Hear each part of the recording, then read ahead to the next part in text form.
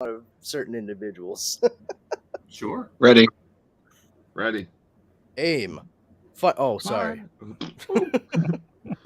Great Caesar's ghost. The Dorkening and all affiliated shows are not intended for anyone under the age of 18. The following may contain discussions or scenes that have adult situations, graphic violence, nudity, strong sexual content, and graphic language. This show is intended for mature audiences only. Viewer discretion is advised. You are, in fact, watching The Dorkening. You're watching The Dorkening. Stay tuned. For all the geek news everywhere. Dorkening.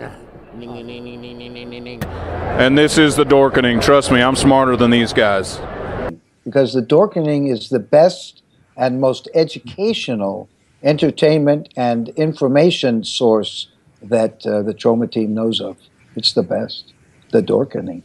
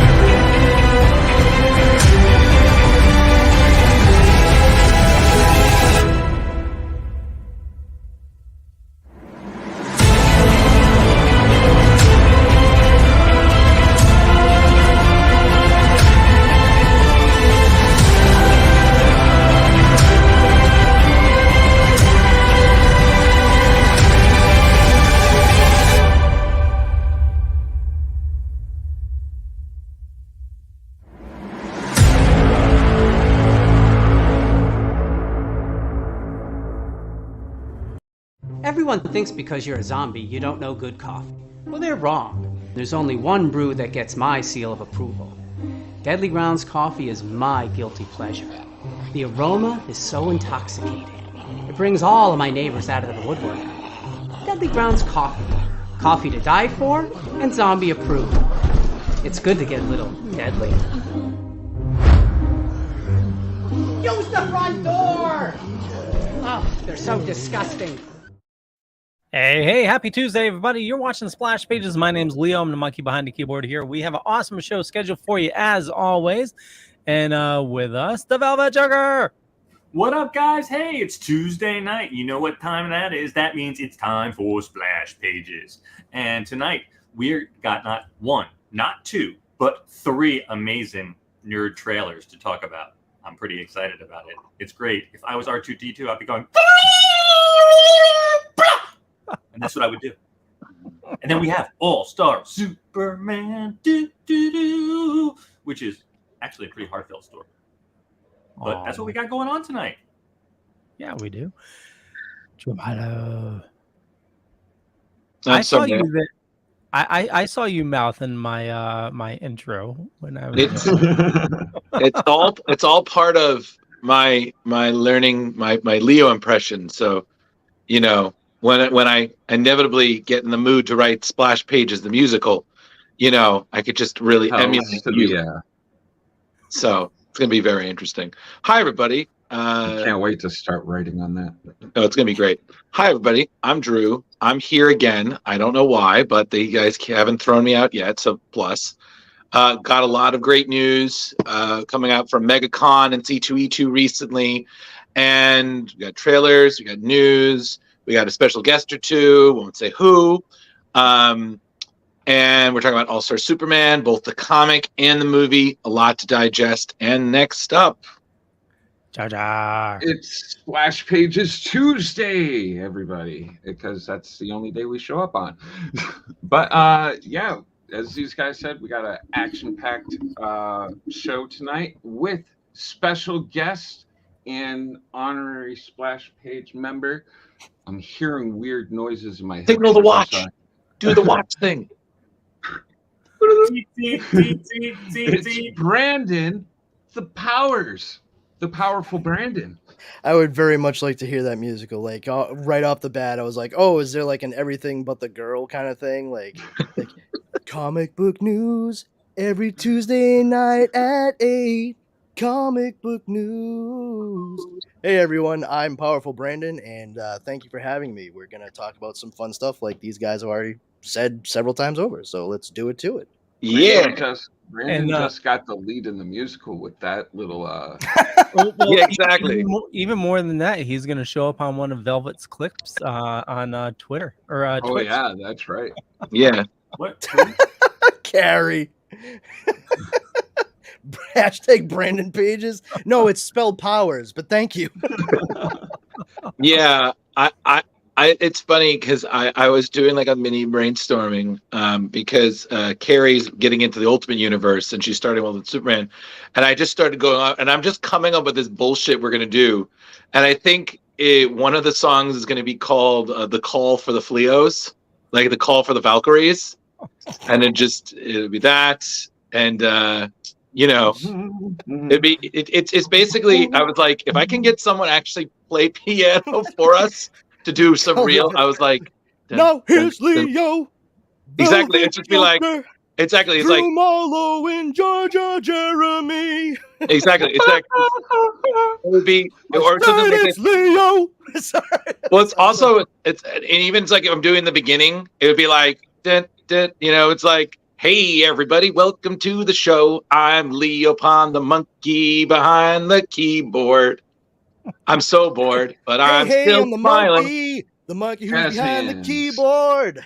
You know, it'd be funny. It's the hard thing is that everybody would be different, so it's about trying to get everybody to then hear some things about me that may be true or not. Well, Rich you know, straight up is like, well, I don't know why I came here tonight. Exactly. But it's gonna be funny. But I just have to sit down and just be like, all right, I'm gonna try this. Here we go. But so yeah, doing that. But hello everyone. It's been a crazy week. There's so much news that I got ready ahead of time and I actually sent How it back much to is Leo. it? Oh, sorry. So So Leo, setting the news off, we have 3 exciting trailers that came out this week, don't we? We do. Blue Beetle came out. That's the only one I watched so far. I was so I'm sorry, I need to say this. I did not expect this trailer to be as good as it was, and I thoroughly was impressed. Yeah. Right. My favorite part was when the beetle went from his hand and he's like, oh, it's cute, it likes me, and it like launches at his face, and everyone's like, ah! They all freak the hell out. In the best way possible. I actually did expect it to be good because I like Xolo Maridueña from Cobra Kai, and I was just kind of cautiously optimistic that this was going to be a good project for him, and to see how the trailer came out, I was very pleased. It didn't surprise me, and I'm hoping that there are far more people out there that are excited to see it. Oh yeah. rather than the bitch fest 88 I've seen going on other areas of social media, because Snyder cultists are gonna Snyder cult, Right. But Oh, is there already hate for the Blue Beetle? and it's oh dude, it's just fucking just it's great, Jeremy, because the people who it's so great. There's these same people who are like, this just looks like a cheap Netflix movie, and they're the same people that are saying that Warner Brothers should sell the Oh Snyderverse to God, to Netflix. Netflix. Oh So, yeah. like, which one is it, dipshits? Pick a lane. And it's so funny because watching this, I remembered seeing. I think they had done like a failed pilot back in, like, I think it was like the Smallville era. They tried doing a Blue Beetle show, and I remember watching, like, it wasn't a pilot, it was like a commercial for it.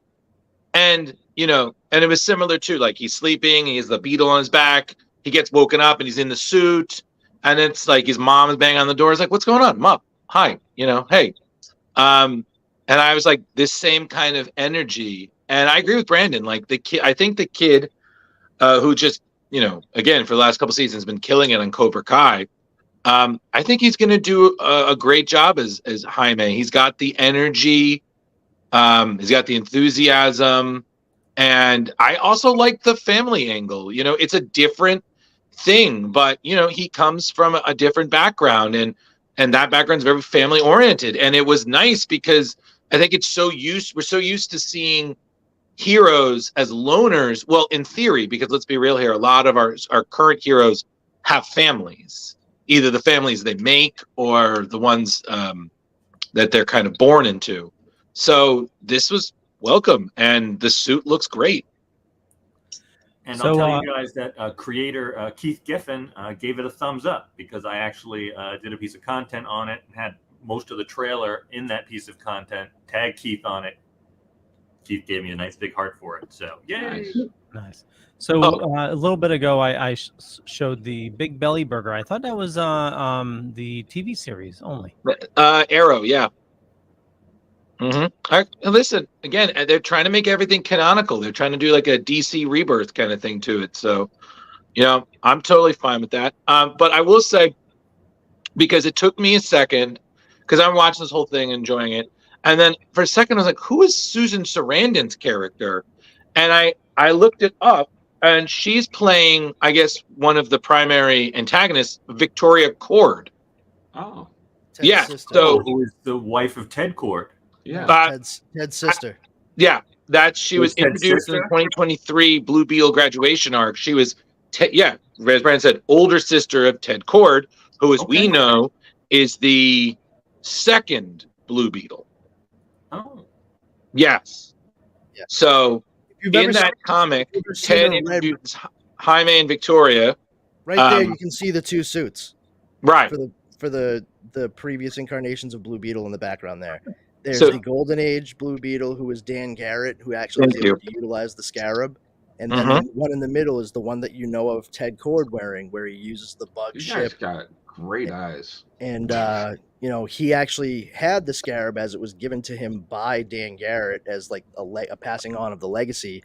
But it never did anything for him. It was more of a keepsake. But he used his own physical and technological prowess to fight crime. And that's the guy we know from Justice League International and what have you. Right. Booster Gold's BFF. Right. Yeah. But this was pretty funny. It's like Batman stuff. Batman's a fascist. Batman's a fascist. I thought it was hilarious. Yeah, and it's really funny because, like I said, the interview I was reading, like Susan Sarandon, she was announced in 2022 her casting, and then she was on the Tonight Show, and then she was talking to Collider, and she said, about her character, got to be the comic book movie, be the bad guy. It was great. They had great outfits. But she said she had a really good time, and honestly, this is new territory. Like, we've seen Blue Beetles. There was one on Brave and the Bold, voiced by Will Friedle. You had Blue Beetle on Young Justice, who's unfortunately his name the voice actor escapes me. Damien Alcazar is in it. Right. He's from Acapulco. Right. And yeah, I mean, honestly, we've seen Blue Beetles movie. This is the first live action, and hey, can we take a moment? Leo just said Acapulco and didn't fuck it up. I'm proud. You know That what? was Actually, pretty good. I love that show. I'm so proud That's of the you. only reason why I got it right is I love that show. Have any of you seen it? I'm not even aware the show exists. Leo, I haven't seen this it is yet. one of the things where you're proud of it because it's something that's important to you. We're proud of it because this is important to all of us. So, we don't have to give you the name and you rehearse it for us. Now it just kind of makes me want to make shows with words that you mispronounce regularly as the fucking title. Pick a word from the dictionary. Leo, can you say... Yeah, Carrie, I thought he meant the place as well. Take any person. And once he was like, I love that show, I'm like, oh, that's right. It's a show on Apple TV Plus. That's right. Yeah, it's another Ted Lasso. It's a good heartfelt show. Thank you. It's awesome. I suggest if you love Ted Lasso, I suggest definitely watch it. I have it on my up next list on Apple TV Plus, so I'll get to it eventually. Right now I'm in the middle of the Owl House on Disney Plus. Very nice. I would say if you give it 1 or 2 episodes, you're hooked. Well, then I definitely need to finish the Owl House before I do that. But what are you trying to get me to stop watching the show I'm watching with my wife right now? That's exactly what he's trying to do. Fucking devil. Fucking Jesus. snake. You can alternate, But pushing all this snake oil bullshit. Hey, people need oiled snakes. But not on fire. But on that note, moving on. Rich, what was the second trailer? The second trailer was Secret Invasion. Yeah. With our good friends, the return of Samuel L. Jackson. And I was discussing it with Harley. I'm pretty sure this is the first time we've seen him without an eye patch. I mean, we've seen him, the younger version, before he got scratched by the cat and Captain Marvel. Flurgan. Well, he didn't have the eye patch on at Flurgan. the end of The Winter Soldier. Did he? He didn't. He didn't have it on. Oh, by the way, you're bringing up Winter Soldier. I just watched Guardians of the Galaxy Holiday Special. Is that really Bucky's arm? Yes. Yes. Yeah, I would imagine so. Yes, it looked like it. That was hilarious. You just saw it, huh? Just saw it. Like Finally. one of the kids were just welcome we to have the to next. watch this. Welcome to the next 2 months of having Christmas time is here stuck in your head. Oh my god. Yep. Every day. Yeah, 'cause I think I just was singing it 2 days ago. And now it's back. It's like she's like the wind. It always No, comes dude, back. fuck. Oh, Drew, I swear to God, son of a bitch. Oh, fuck you, dude. That sucks so hard. Oh, thank you. So that's a real Secret Invasion there. Yeah, I think so that's Inception. Bringing it to this, I'm still on the fence, especially because I still feel that the way MCU did Skrulls was a bit of a misfire, but I'm not going to lie. All Skrulls matter. All Skrulls matter. Hashtag. Right. Moving on with that. Hold on. What? Isn't this the same thing from Avengers where they The time machine. put Loki in Maybe. the Or jail? Kill the Hulk. Yeah. Yeah. Well, I was just so in watching this, and I know this is my brain going haywire. Okay. but there's a lot of green tint in this. Well, they're Skrulls, man. Oh, okay. Never mind. Oh my god. Hold on, wait. What my was the God. green? What did you think the green tint was? What were you Leo? thinking? Something about the Hulk, Leo? Oh my god. Oh yeah. Oh, I can't. Okay, I'm gonna hold on. I got it. Yeah, go fucking hum. She's like the wind to yourself, you prick. Well, She's like the wind. my question in the trailer is, at one point, a bunch of the Skrulls all turn to the same guy, and then one guy sort of Mr. Fantastic's out. Is he a super Skrull, or is now that the power of all the Skrulls?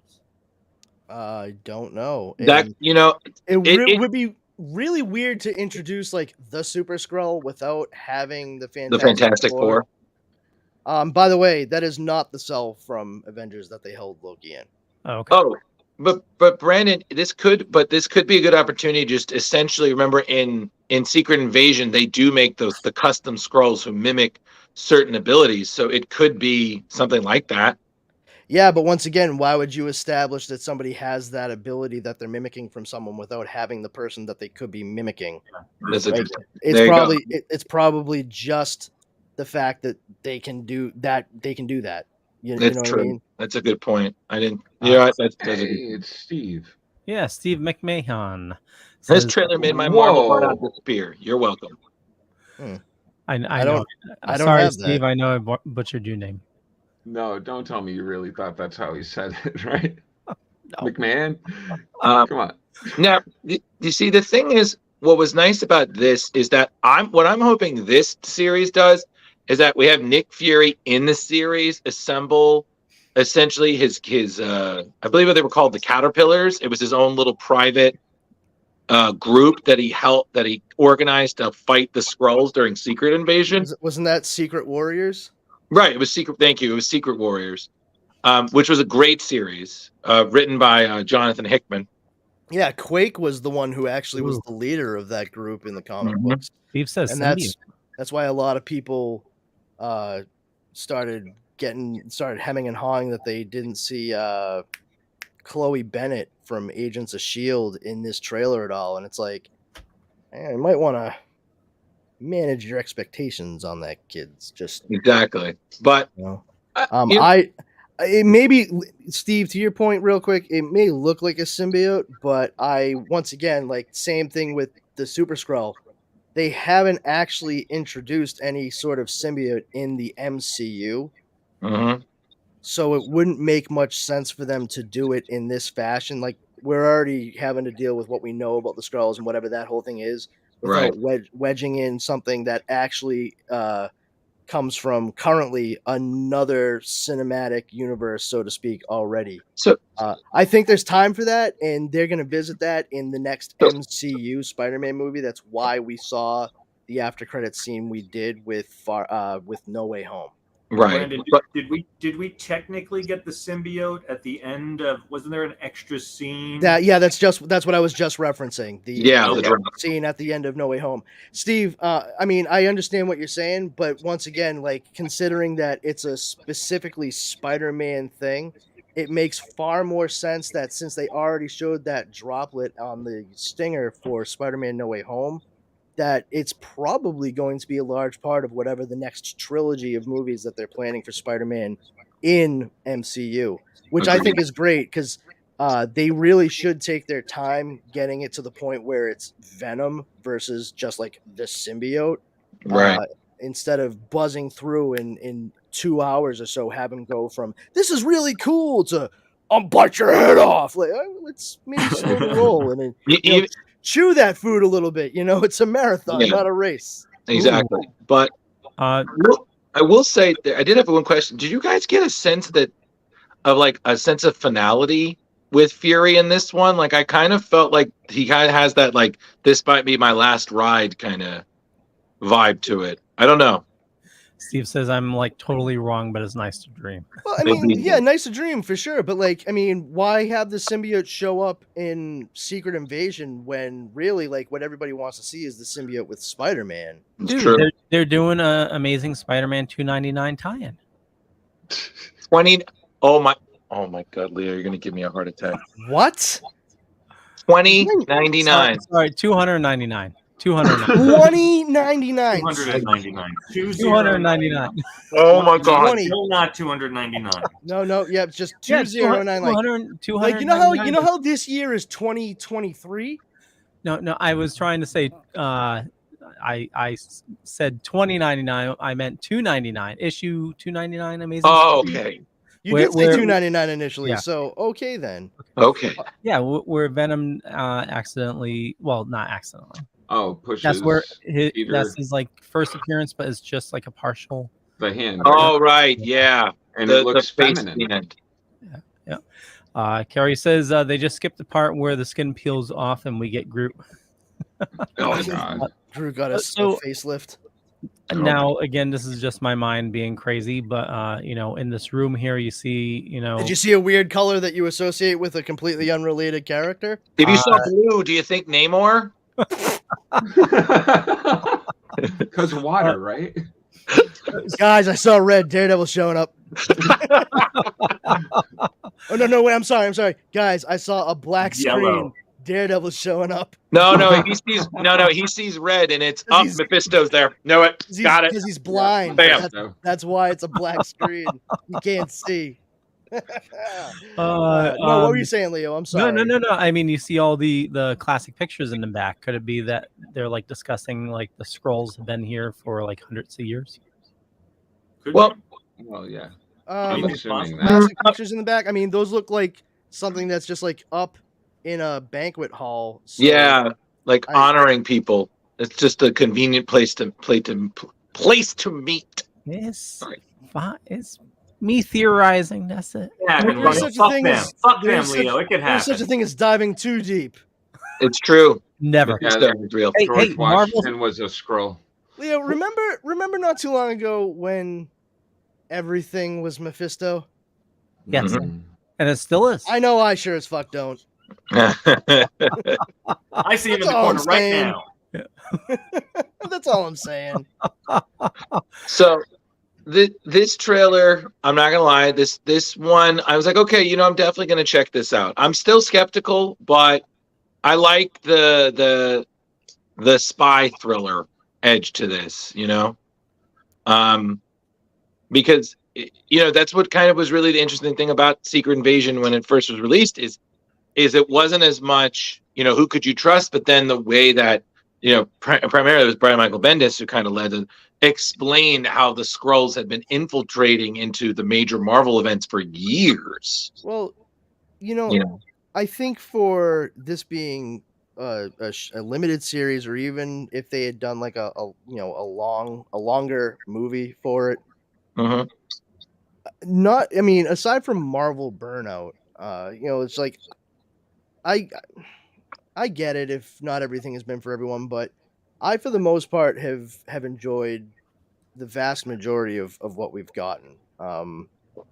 But the problem is, I think inherently at this point, especially with Marvel, is everyone keeps thinking, for the most part, everyone, I'm just generalizing, that Galactus superhero movies are a genre, and they're not. They're not supposed to be.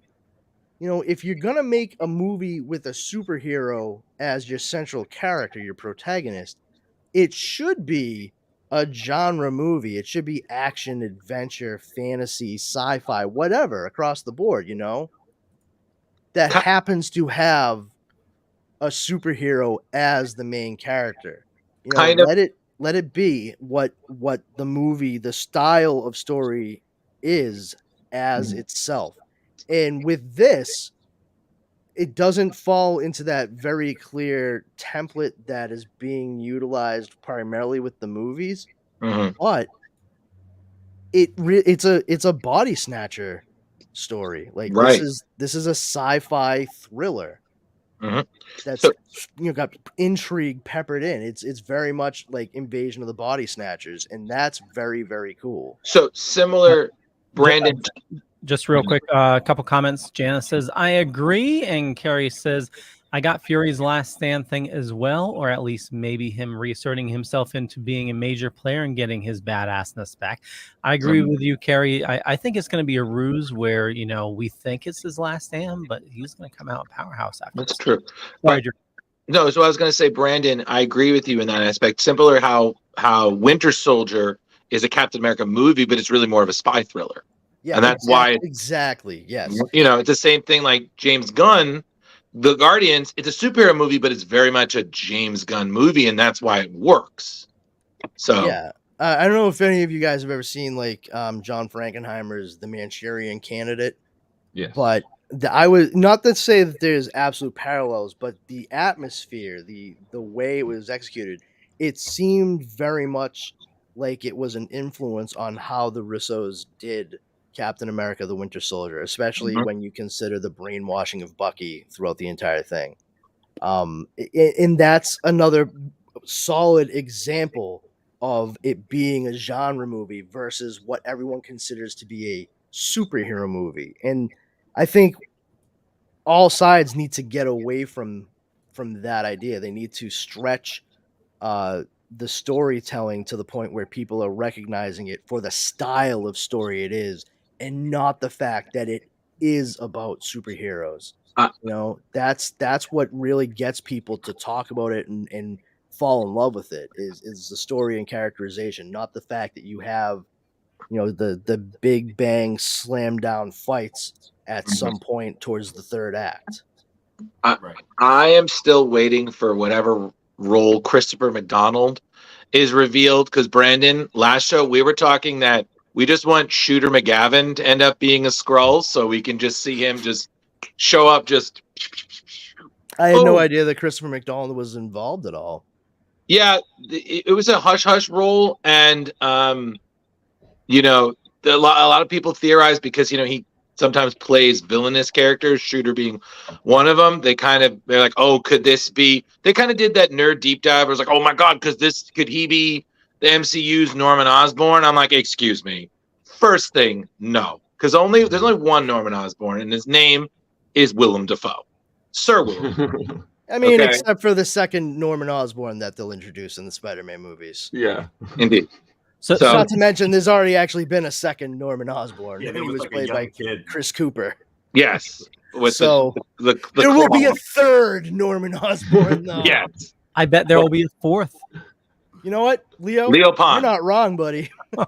However, the number of Uncle Bens has remained at 2 for a while now.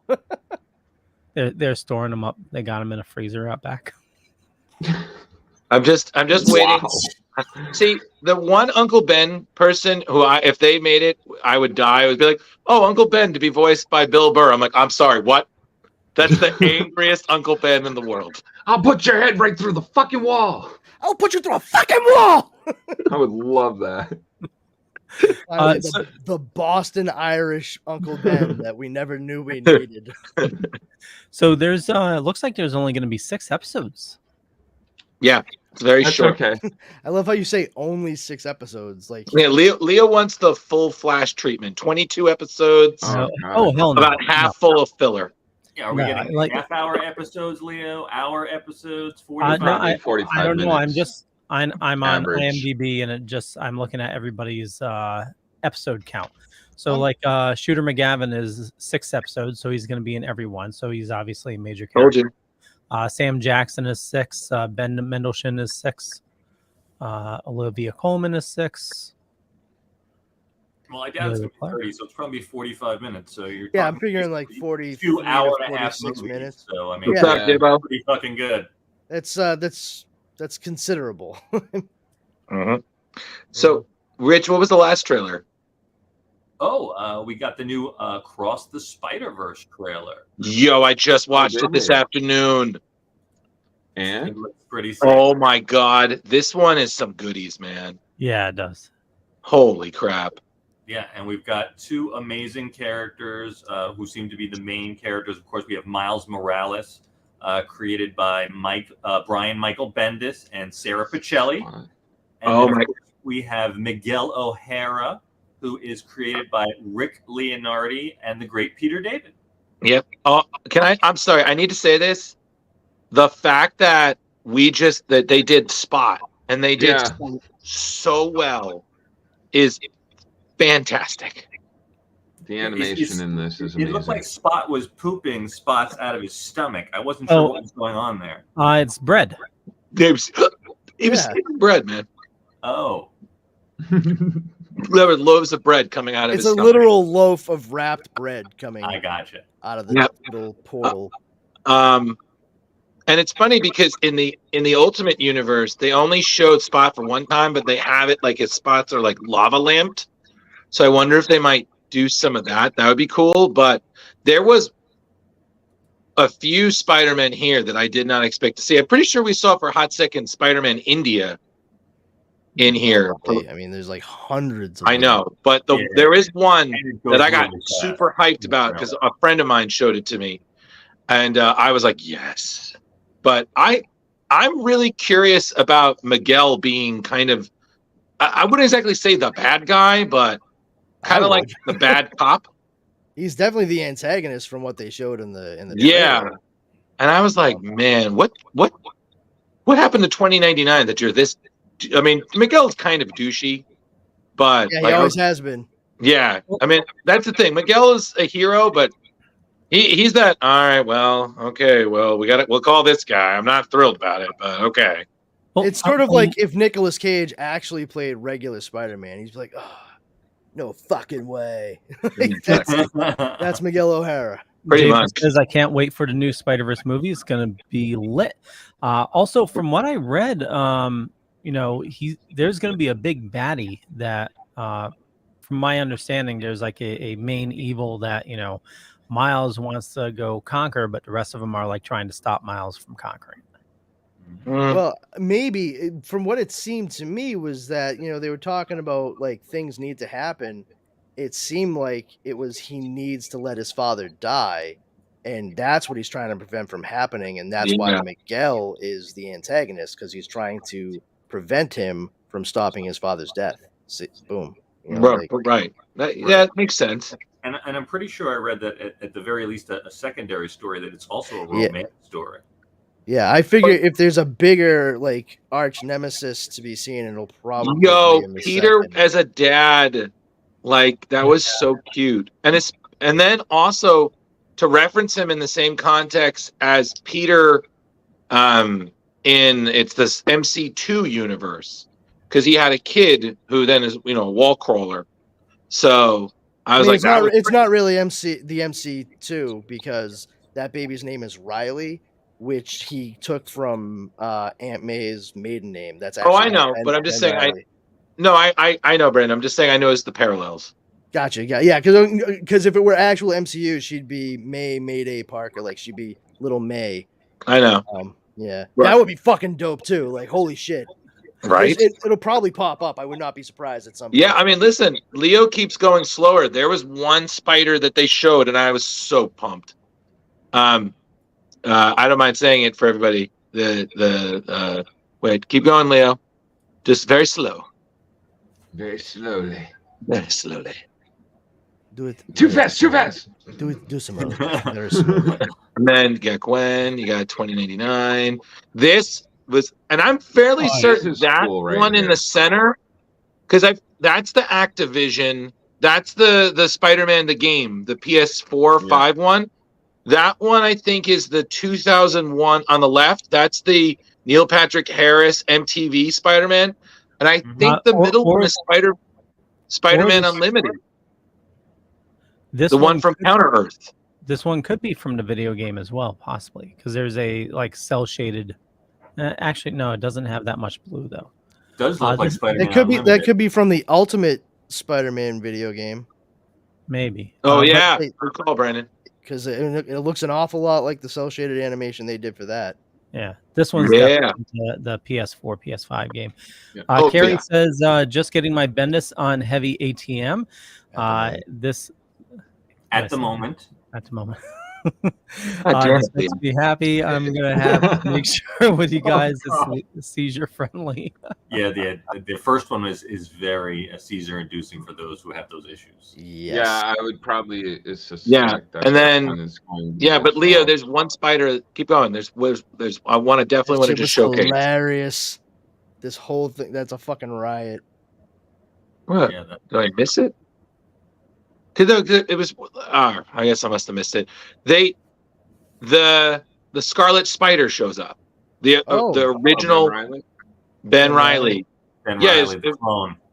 The clone Ben Reilly. I was like, oh my god! And it was hoodie, blue hoodie, red suit. He had his web cartridges on the outside. I was like, yo, no, Leo, it's fine. It's fine. It's all good. He's gonna keep going until he signs it, and I appreciate this man. So but I think Spider-Man. It sounds like we're all pretty excited for this movie, because I think the first one was hands down. I was caught off guard how much I liked the first one. I'm not a huge Spider-Verse person. Oh my god! And that Stan Lee was moment, just great. shit. They make comic book movies fun. Yeah, and that's what they should be. I read all of Ultimate Spider-Man and followed through when Miles Morales took over the role Yep. as well. And so I mean, I genuinely like the character anyway. So my interest was piqued when they came out with the first one, especially because never mind the fact that Miles was going to be the main character of it, and that character deserves his due propers. But the animation style was so unique to what it was. And then when I actually saw it, I really appreciated the detail in the animation, the difference between like Peter and Miles for the majority of the movie. Because until Miles really starts getting into a groove and understanding how to like use his abilities a bit more, he moves a completely different frame rate than Peter when they're going through. Small detail. Yeah, so Peter's movements are a lot more like fluid in Miles because of the fact that they slowed down the frame rate for him. He's like kind of jerky and bumpy and swinging into trees. Like it works very well. Right. I was so impressed. Fair. I agree. And then hopefully the soundtrack. Do we know is it the same creative team, Brandon? Do we know? Mm-hmm. It is. Yeah. Okay, great. It is. I mean, it yeah. looks like it from the trailer, but I didn't know if they're just trying to emulate the other guy's style. No, they can't had him come right back in, and that's how they developed the story to be split for this movie and the subsequent one. After. So all consistent as a creative team throughout, which is always a plus. Always. Agreed. And Brandon, that's why I was so glad when we read Spider-Man. I said, like, you read Spider-Man, you really saw a lot of that Peter Miles dynamic that then Spider-Verse replicated. And 100%. Yeah. If you read that, you were halfway to what the movie was. But they still, I mean, they really hit the nail on the head. They did. Even if you were familiar with any of the comics goings on with the character, that was such a fresh, unique take altogether that if one had a problem with it, I could not wrap my head around it if they told me. That would read. Yeah. All right. So who's next? Well, since I have it up, I just wanted to go over this real quick. I know we talked about this on last week's Midweek Geeks, but since it is animated related, if you saw Mandalorian last week, I'm caught up. Oh yeah, we got Zeb. Yes. So Zeb is from Rebels, and what is it? Yeah. Yeah. If you're looking for me to fill in silence here, I have nothing because I don't watch like any of that cartoon stuff. And not that I think my son might have watched Rebels, and the voice sounded familiar of the character, and I saw there was an internet hubbub that he was an important character, but other than that, I know nothing about him. Yeah, he's one of the main characters from Rebels. The voice actor did return for Mandalorian. Cool. But the showrunner, I can't remember his name. I want to say Paul Dini, but I know it's not Paul Dini. Dave Filoni. I knew there was an I there. Oh, I guess I did have something to contribute. Yeah, you're doing great, Brandon. Go me. Apparently, Zeb walks off to talk to somebody, and they made note that we will be very excited once we find out who he went to talk to. So there is several other characters from Rebels. We have Ezra, which we believe is going to be introduced this season, so it could be Ezra. But I thought Ezra was lost. And then I think, well, she's on the dark side, so probably not. Right. Could be. She swaps sides, doesn't she? I don't think so. I think she plays her own. She's kind of more like a Han character until plays both sides. Yeah. Why do all the fucking clones have New Zealand accents? I just don't fucking get it, dude. It really irks me. Accents are not genetic. And like even the genetically altered female clone is like, hey, my name's Omega. I'm like, oh, you're clearly a fucking clone because you have a New Zealand accent. And sure enough, by fucking 7 minutes into the first episode of the fucking Bad Batch, like, oh, I'm a genetically engineered clone. I turned to my wife. I was like, see, I fucking knew it. I fucking knew it. And it was all because of the fucking voice. It makes no sense. Well, you want to watch the Bad Batch with you? You're. It's amazing. Watching movies is powerful, Brandon. Everybody, you got to have an extra seat for the ego. Not the ego. That's not ego. That's genuine like puzzlement. Like I am befuddled by that choice.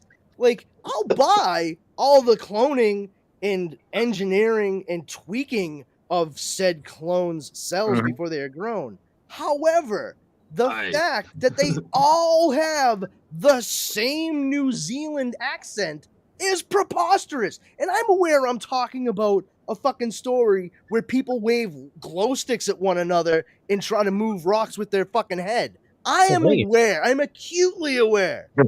It's just, there's so much disbelief I can suspend. I mean, come on. I don't know if I should say this or not. By all means. Every time you say it, it's not as bad as you want it to be. I was going to say usually that's reserved for us. If we say that, it's like, oh, it's gonna be bad. No. I was just going to say, spoiler. Her sister has an accent as well. No fucking way, Leo. Yeah. Get right out of town. Yeah. I wouldn't have seen that one coming. I'm sorry. I really feel like it's important that you see me do this. Okay? Could you hear my eyes roll? I almost saw my fucking brain. I heard it all the way in Westchester, Brandon. I will say one thing, and this is just for me personally, now that I'm finally caught up. I was just so glad to see Ahmed Best's redemption moment. It was beautiful. Yeah. Has anybody noticed, since we're talking about Mandalorian now, the female woman that is manipulating the doctor keeps holding her stomach? I haven't noticed that. She keeps holding her stomach. There's been a bunch of scenes where she's holding her stomach and like she's pushing the genetic thing, and I don't know why, but I'm feeling like a Snoke connection. I don't know why. Well, there's definitely going to be a Snoke connection. Yeah, because I mean that dude that she fucking turned the ampage up on the Mind Flayer there. I mean, people are like, oh, she's just so sadistic. I'm like, no, she's destroying evidence, dipshits. Like, thank you, dude has no brain left after that. He's just going to be a gibbering mess. Therefore they're able to hide the fact from the New Republic that they were working on cloning Palpatine. Boom. Thank you. Well, easy peasy, rice and cheesy. I took it a different way, that she's trying to... You see the color green and think maybe that... Oh, no, sorry. You see the color red and think I'm evil? busting chops, but I'm sorry. Let me guess. He saw the color red and thought Darth Maul was back. Let me guess. I think so. He is back. He's got robotic legs and an accent from New Zealand somehow. Good night, Mike. So I took it as sorry, you know, he's the lead scientist for cloning. They had a setback. That's why they're still trying to get a hold of Grogu, because they need another batch of blood to continue the cloning process. But I took it as she's trying to piss him off to like get him to jump back to the dark side.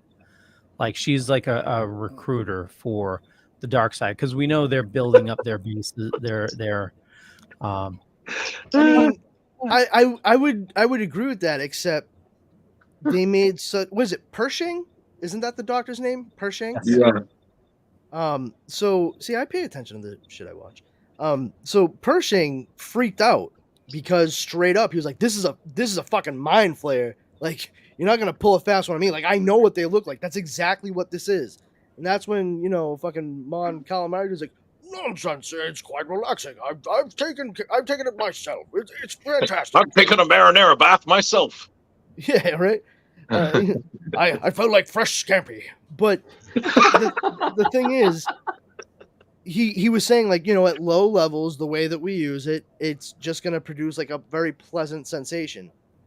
But when she jacked it up, that was full on mind flayer status, which the fear was they were going to turn that dude into a fucking zucchini. And he did. There he was, Italian vegetabling right before our very eyes. I think it takes more than one session, because we saw Andor's girlfriend, which had the mind flare, and was it jacked all the way up? think did they crank it? Did they turn it to 11? Was it up to it goes up to 11 that one. They did, the but others go apparently up they to were 10, but this one goes to 11. It goes up to 11. Always brings it back to Andor. Always. Can I finish it here? No. So apparently they were. Hey, I finish. Sorry, I'm sorry. Go ahead. They were doing it for weeks on her, and but once again, like, was it fucking Speed 2 Full Throttle? That's what Like they the made name of the seem like. movie was The Boat That Couldn't Slow Down. They were using it to torture her, to get her to give information about Andor. Yeah, but like cranked all the way up for an extended period of time. That's like what it that. seemed like. Yeah. Okay. No, I'm No. asking. I did not, because I watched the first episode and I was like, fiddle dee dee. Nope. And kept living my life. That's how I felt too, Brandon. Well, moving out of the Star Wars Yeah. universe, Dwayne Johnson announced live get into action Moana. What happened? I mean, Hold on, I'm he already getting played the choppy. character in cartoon. Rich, Now he's gonna it play got a little in choppy. live Could you action. repeat that? Did you say a live action Moana? Yeah, you were chopping up, Rich. I did. I just said a live action. I apologize. Dwayne Johnson just announced that he's live action Moana. He's going to play the same character as he played in the animated thing. And is he going to allow there's Shazam no in the director movie? yet attached. Absolutely. Henry not. Cavill is going to play the only Ocean. Superman. Oh, he Yes. finally gets his Superman moment. He's changing the hierarchy of the Moana universe. But remember, there's got to be 10. There's got to be 10 million just to remove the mustache. The crazy thing is Disney's not even making the movie. He just decided to do it, and he's gonna tell them later, like, "You're doing this movie." You're welcome. It could be. You're You never know. welcome. It's I kind of possible. wish they would stop doing the live action stuff with their movies. They don't normally come out that great. Yeah. Okay, you know what? Aladdin was pretty good. Okay, you know what? I have the best bad live action movie that did you just do? Mr. Toad's Wild Ride. There you go. What was the one you said, Leo, was pretty good? Yeah, I missed that. Aladdin was pretty good. Oh, I'm sorry, Can did we you say take Aladdin? Leo off the show? I mean, I know I'm a guest. Leo, kinda I'd say this with love. He's a monkey behind the keyboard. Leo, I'd say this with love. You need to go on a vacation. Okay? Brandon can mind the keyboard. You're going on a 1 week timeout.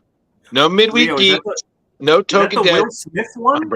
Yes, Yes. that's the Will Smith Yeah. one, the Guy Ritchie one. Yeah. Oh my goodness.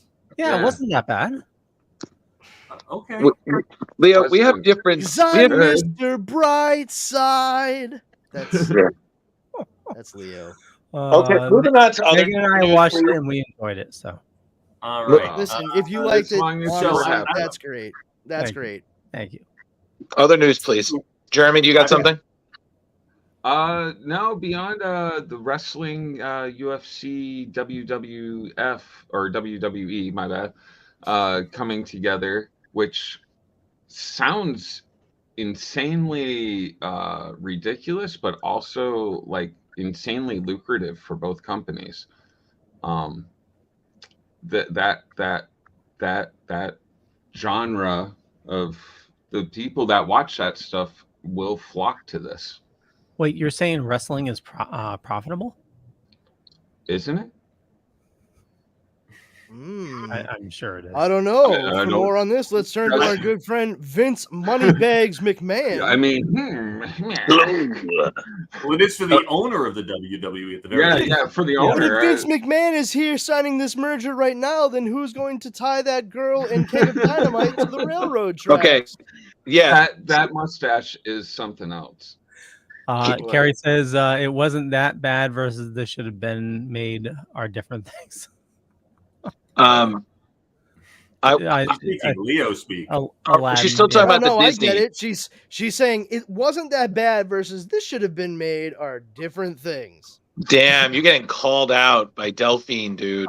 You. But actually, Tom would know probably a lot about this stuff. I wish he was on the show. Vince McMahon looks like the world's worst Vincent Price cosplayer. I love the meme that somebody did. I love the meme that somebody did where he's selling WWE because he wasn't able to buy photos of Spider-Man. I was like, It looks like a used car salesman on a fucking ad for his goddamn lot in 1991.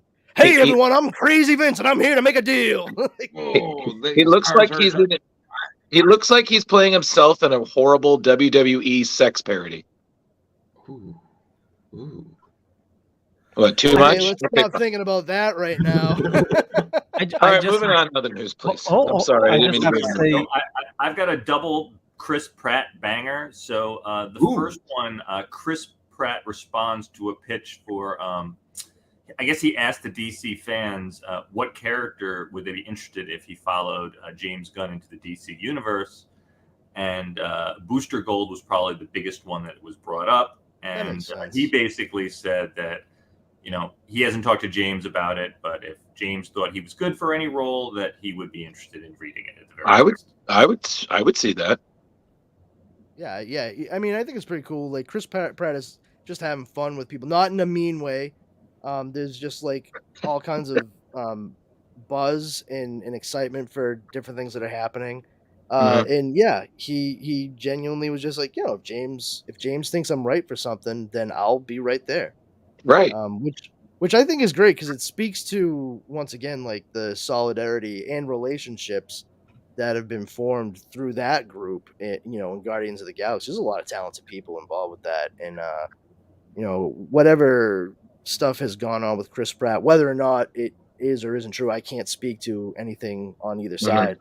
But, in those movies especially, he's been very enjoyable. And I think James Gunn pulls a really strong performances from him as the character that maybe not everybody else has been able to quite get to the crux of in some of the other projects that Chris Pratt has done. I think there are lots of talented actors out there that it really does depend on who is directing them at the time.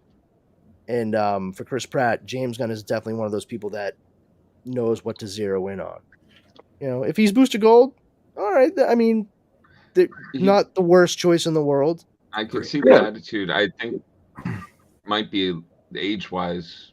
Yeah, that's the main thing at this point. They've also talked possibly Guy Gardner or maybe Hal Jordan. Guy Gardner would be interesting.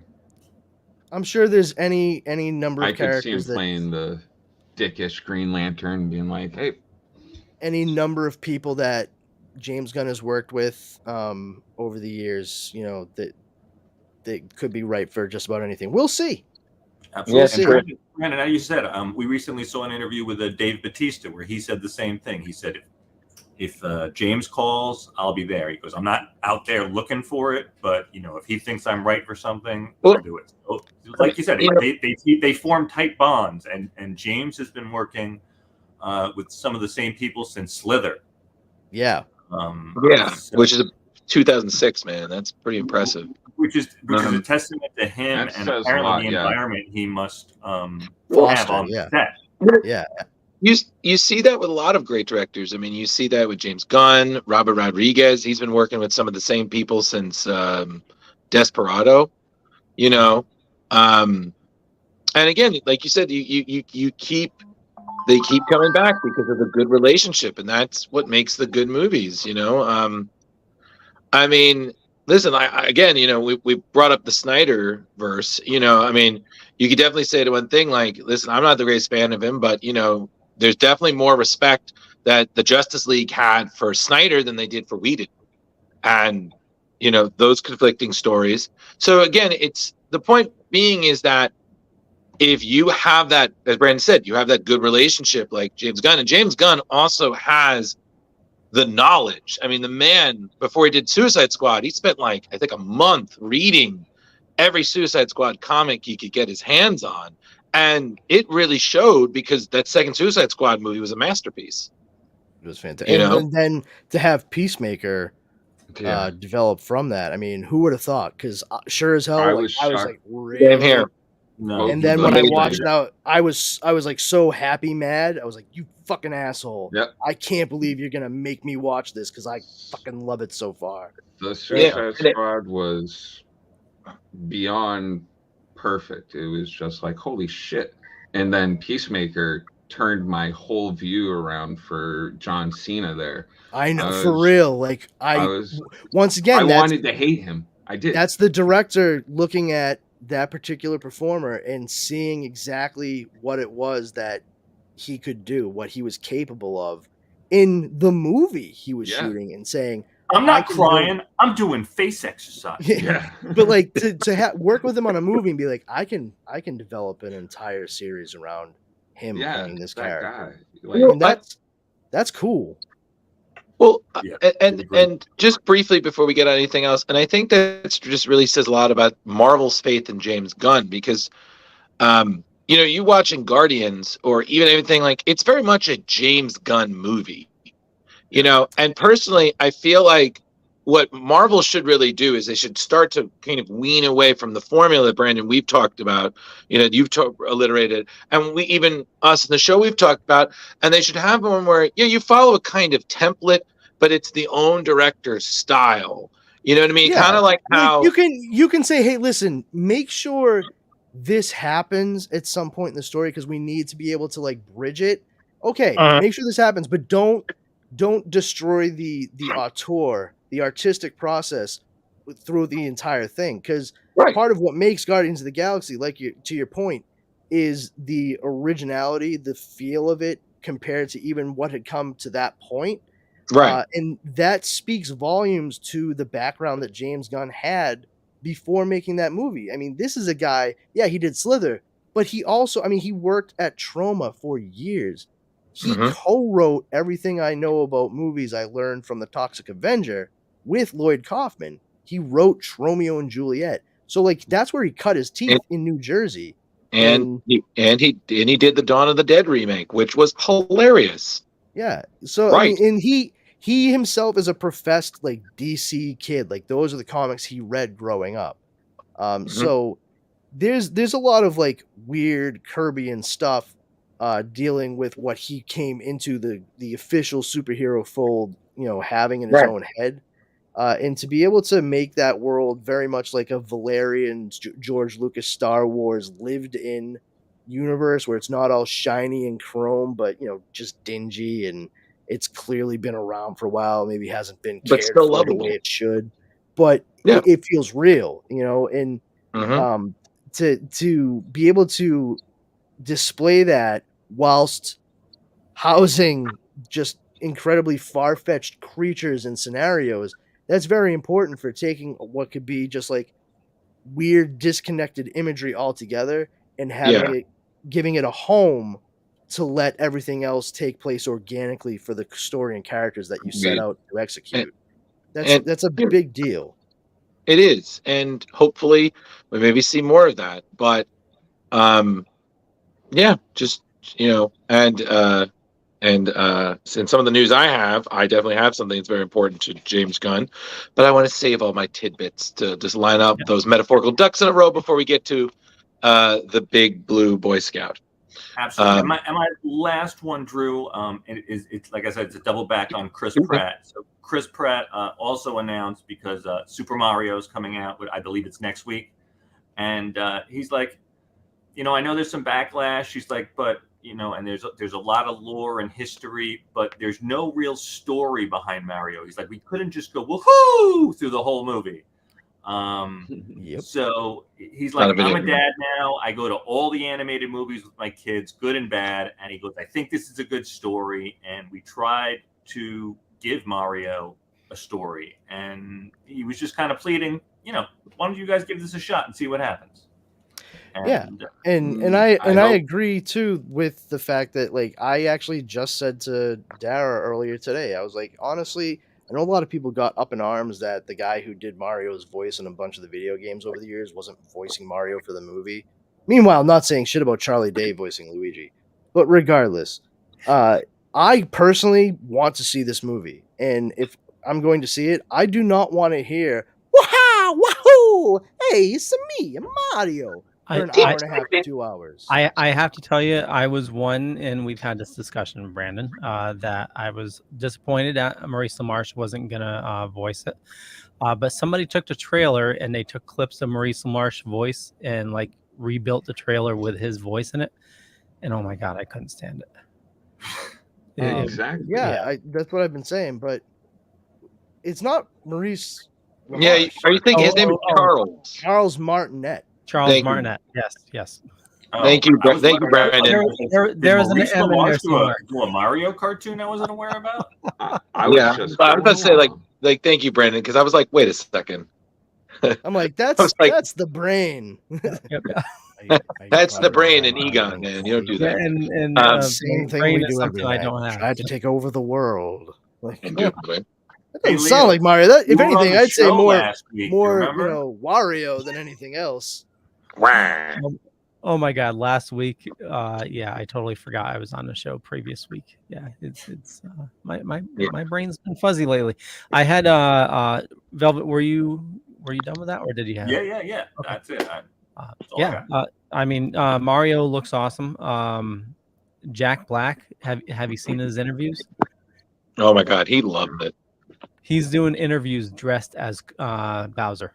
Of course he is. Oh. How great is it that the kid that was on the Pitfall commercial in the 80s is now the voice of Bowser in the Super Mario Brothers movie?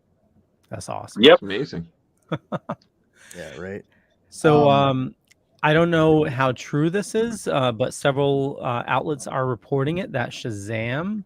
Fury of the Gods is being bumped up for VOD to this Friday, April 7th. Oh, nice. Really? So again, for me. don't know how true it is. Polygon is reporting it. They're saying that you can pre-order it on Prime Video, Apple, and Vudu for $24.99, and it's on video on demand April 7th. Works for me. Yeah. Everything I'm on saying is Monday. still saying April 17th, April 18th. Yep. So, Rumor. And that's why I said I'm not sure how true it is, but several outlets are reporting it. So we'll see in a couple days. You know. I guess we Or will. we won't. It's weird though because they usually release such things on Tuesdays. Yeah. Well, VODs normally come out like big releases. I say usually. Usually. Well, the Blu-rays are normally Tuesdays. I think. We'll find out. We will. And the other thing is Entertainment Weekly was interviewing Fahey, and they asked him, so when you say the pace will change, talking about the MCU, do you mean spacing them out or putting out fewer shows a year? So they're talking about slowing down the MCU. And he says both, I think. So I know a lot of places are reporting that, the MCU is going to be going, slowing down, but that's what it looks like. It's good because they were taking out, a quantity over quality approach anyway. Yeah, you're putting out what, like 12 shows a year and oh, I love 6 nothing movies? as much as I love like comic books and comic book movies and stuff like that. Like, come on, man. Like, I'm 41. Stop giving me homework. Yeah. This is supposed to be something I do for fun and leisure, not like, oh, if I don't, watch all this and pay attention, then one, I'm not going to be able to talk about it, on the show. But secondly, like, I'm going to be lost if I go to the next thing and don't know everything that happened on this because there's going to be 3 things that are peppered in somewhere that are going to affect the next story. No thanks. No need to do that all the time. For real. And they're going to pepper in a story or a movie that you did not want to watch. So for some reason, the MCU is going to make reference to Andor. That would be my fucking luck, dude. Yeah, that would really just blow my hair back. I tell you what, I'd be the luckiest guy in the world if that fucking did it for me. So, Drew, you had a ton of items that you wanted. I know. I'm gonna do my best to move through because I we're trying to be cognizant of time, so I'm gonna do my best to move through some of these quickly, but everything it's current due. So don't you dare, Carrie. Carrie, we trusted you. All right. So again, there's been a ton of comic news coming out, especially because we've had MegaCon and most recently C2E2. So there's been a lot of announcements.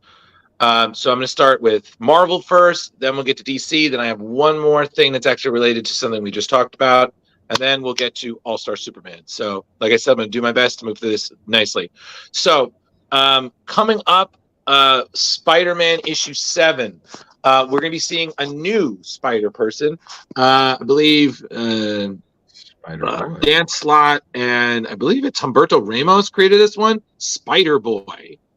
So unlike Miles Morales, Gwen Stacy, and some of the other known Spider people, Spider-Boy is said to be completely homegrown in the mainstream 616 universe. Slott said in an interview, the character has secret ties to dark corners of Spider-Man lore and a story that's all his own. And he isn't new. He's supposedly someone who's been here the whole time and starred in some of the greatest stories in Spider-Man history. So they're going to change up the name later on, though, right? Because Spider-Boy. I have no idea. Amalgam Comics. It's the first thing I think of. Yeah. So honestly, I can't really say for. I don't want to say it's somebody like Ben Reilly because they've already done so much with him. At one point, but you think it's already an established character like that? That's what they're saying. It's already someone who's been here all the time. He's already been in some of the stories. So. Okay. J. Jonah Jameson. Jason Todd. Sounds right. Really yeah, Jason Todd. Jason Todd. Now he was bitten by a radioactive crowbar. Peter Porker. All right. So next one is actually an event that's actually happening through all of 2023. The Summer Symbiotes event. So essentially, that's not it. This is it. Summer of Symbiotes. Yeah, Summer Symbiotes. And this one mimicking the iconic X-Men swimsuit poster. Literally, I'm like, I know these poses. I've seen this. Yeah, the Eddie Brock in the corner with the ball in it. I was like, oh yeah, I'm pretty sure that's supposed to be Cyclops. That's all Philip Tan. So this is all part of celebrating Venom's 35th birthday. So some books from the Spider-Man publishing line are going to be crossing over. There's going to be limited series and just overall focused on stuff that's primarily a lot of Carnage stuff. Wait, so we're trying to make symbiote sexy? Well, no, this is just because it's. I'm going to guess that some of us do, Rich. Not me, but some of us. This is the Summer Symbiotes, Rich. I think it's just they're playing with the theme. It's just it's a. I love that alien goo costume. All okay, right. Well, I didn't think that was a marketing hook, but you never know. It could be, Marvel. Maybe they took a deep dive into the furry universe and they wanted to see if they can replicate it into the Marvel. Okay, universe. cool. I'm going to stop this before it goes any further. So you got in the series you have Venom and Carnage, of course, and then you have the Red Goblin series, which is still going. Then they're going to be joined by 2 limited series. You have Cult of Carnage, Misery, by Sabir Perzada and Francesco Motorino, which is going to be featuring Liz Allen. That's Normie Osborn's mom. That's Harry's ex, and the current president of Alchemax in the main universe, who, through the events of this, she's going to be finding herself bonded to a new symbiote. So she's going to become the new Misery symbiote, fighting a new symbiotic monster actually called Madness. So we're going to have that happening. There's also then you're going to have a crossover-wise, you're going to have something called Carnage Reigns. So you're going to have Carnage, Red Goblin, Miles Morales, Spider-Man. That then goes into another event called Web of Carnage, which is essentially Carnage in space.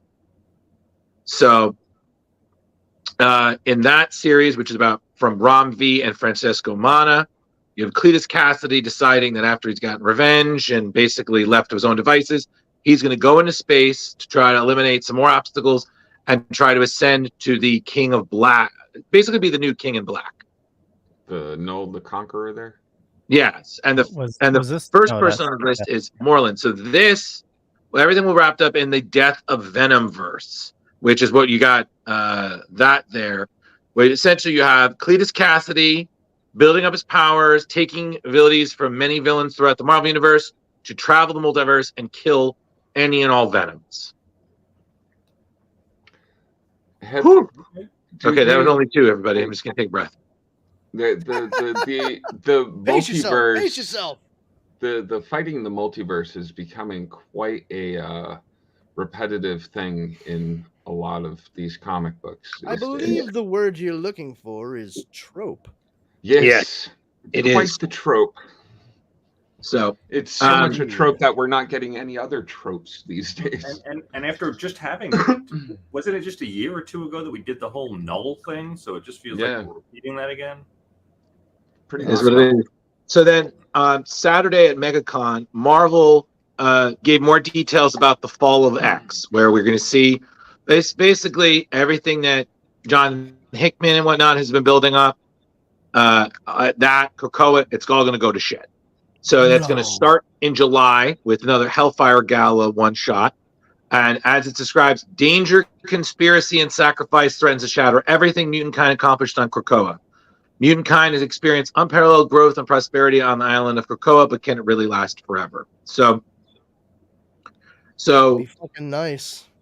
So you're going to have the Hellfire Gala is going to rotate members in and out of the current X-Men book that Jerry Dugan and Pepe Larraz has been doing.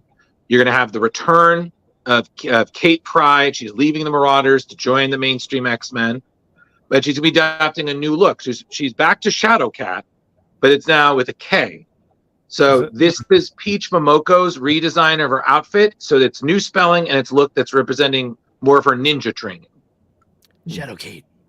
So on top of that, you have X-Men Red by Al Ewing and Stefano Caselli and Jacopo Camighi, Immortal X-Men by Kieran Gillian and Lucas Work, Ben Percy's Wolverine, drawn by Geoff Shaw, and X-Force by Bob Gill.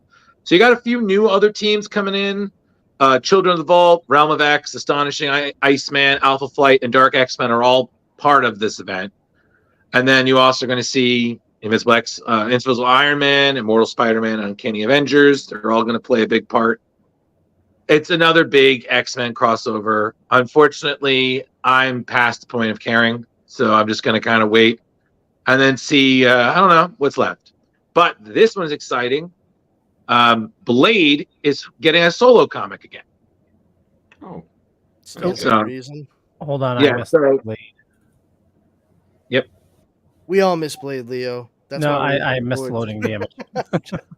So you have Blade. So Blade's been an Avenger. He met his secret daughter, Brielle. He's been in Marvel's Midnight Suns, but now he's back to his own book. This was revealed last weekend by Polygon. So Brian Edward Hill, who wrote Killmonger and Batman the Insiders, and Elena Casagrande, who did Wonder Woman Trial of the Amazon. It's a new run for Blade, and he's called to deal with a dark and ancient power that he accidentally opened up in the first place. And essentially, if he doesn't fix it, the entire supernatural underworld will kill him. So this is as Hill said, this is an opportunity to explore his history, reveal new aspects of the world, and create a story that's brutal, sexy, and bold as it travels into the world of monsters and magic. That's going to be released this year. And they're talking about, this is a good time for Blade. He's got his solo movie in 2024. He has his daughter has a new book, Bloodline, Daughter of Blade by Danny Lord and Karen S. Darbo. And then, you got his appearance in Midnight Suns. So Blade's making a comeback. Nice. So on to DC. There's not too much there. Today we have Adventures of Superboy, John Kent, issue 2 by Tom Taylor and Clayton Henry. So this will be the final showdown between John Kent and Ultraman, which, if some of you might remember, this is a personal battle since the villain imprisoned John for many years in his childhood when he was lost in the multiverse. So it's a 6-issue miniseries. You're going to see Ultraman with a new power to kill different versions of Superman, aka Clark Kent. throughout the multiverse, which is why Val-Zod and the Red Tornadoes, Lois Lane, are essentially going to try to recruit John. So that will then lead into the Injustice tie-in, which should be very exciting, especially. This one for Leo, Bruce Wayne in Batman 134 is still trapped in another Earth's Gotham City. So Chip Zdarsky, Mike Hawthorne, and Adriana Di Benedetto. You have Bruce is taking his new Batman mantle, a new costume in issue 133, but now he comes to face with the Red Mask, which is revealed to be an alternate version of the Joker, whose name is Darwin Holiday. So this is going to serve as the penultimate issue of the series, aka the Batman of Gotham, which will then wrap in the oversized Batman 135, which is the 900th issue of Batman. Oh, nice. So, yeah, so you got that that going. Is that alternate universe true, or is that canon with the alternate Joker there? So what? Yeah, what Leo, answer that for me. Yep. Leo, So what happened after Batman fell from the moon? He landed from the moon. He did He not land- fall. Yeah. Yes. Yeah. He landed free falling from the moon. There you go. That same issue, he was then. It was supposed to be the final battle with Failsafe, which is the like ultimate Batman robot. It was meant to like take out Batman, and he eventually does take out Batman. He shoots him with I believe, it's a gun from the Fortress of Solitude, and essentially instead of killing Batman, it sends him to an alternate universe. And that alternate universe is where there's a Gotham where Bruce Wayne was never Batman, and Bruce Wayne was killed. And all the rogues of Gotham are essentially, most of them are venomized. So you're getting like a Two-Face with the Venom Bane, or Bane's Venom. Like, it's pretty messed up. So essentially it's bringing Batman right to his roots. Like, he needs to save Gotham again, and it's only him and a Robin that he picks up to save Gotham. Right. And then, so this last one, well, there were a bunch of others, but this is a bigger one, is that Flash issue 796 by writer Jeremy Adams, artist Roger Cruz, and Fernando Pasarin will see the end of the 1 Minute War. So this was the event that began Flash 790.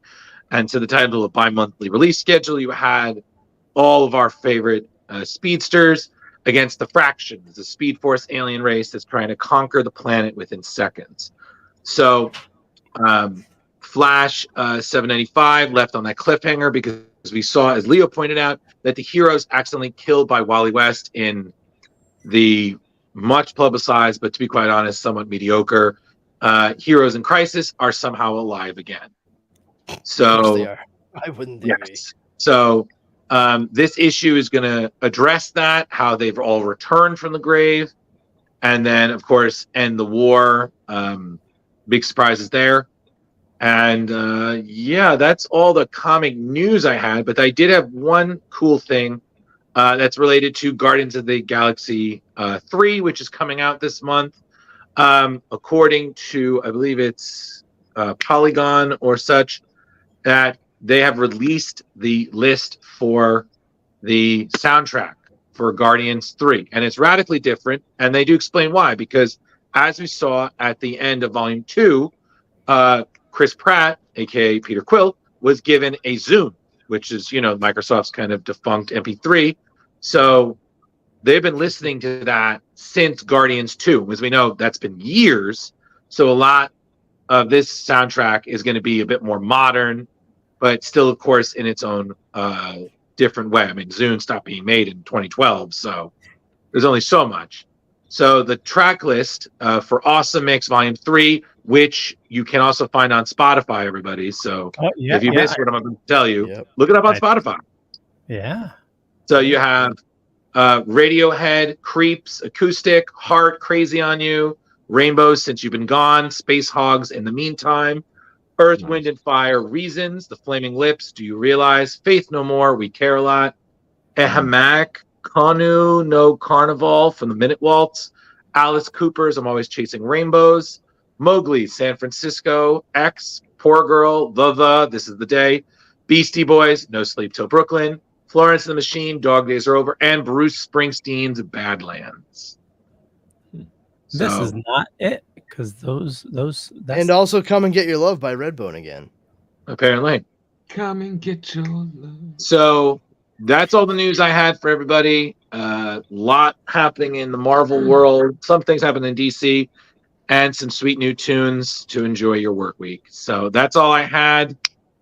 Let's get to the compare.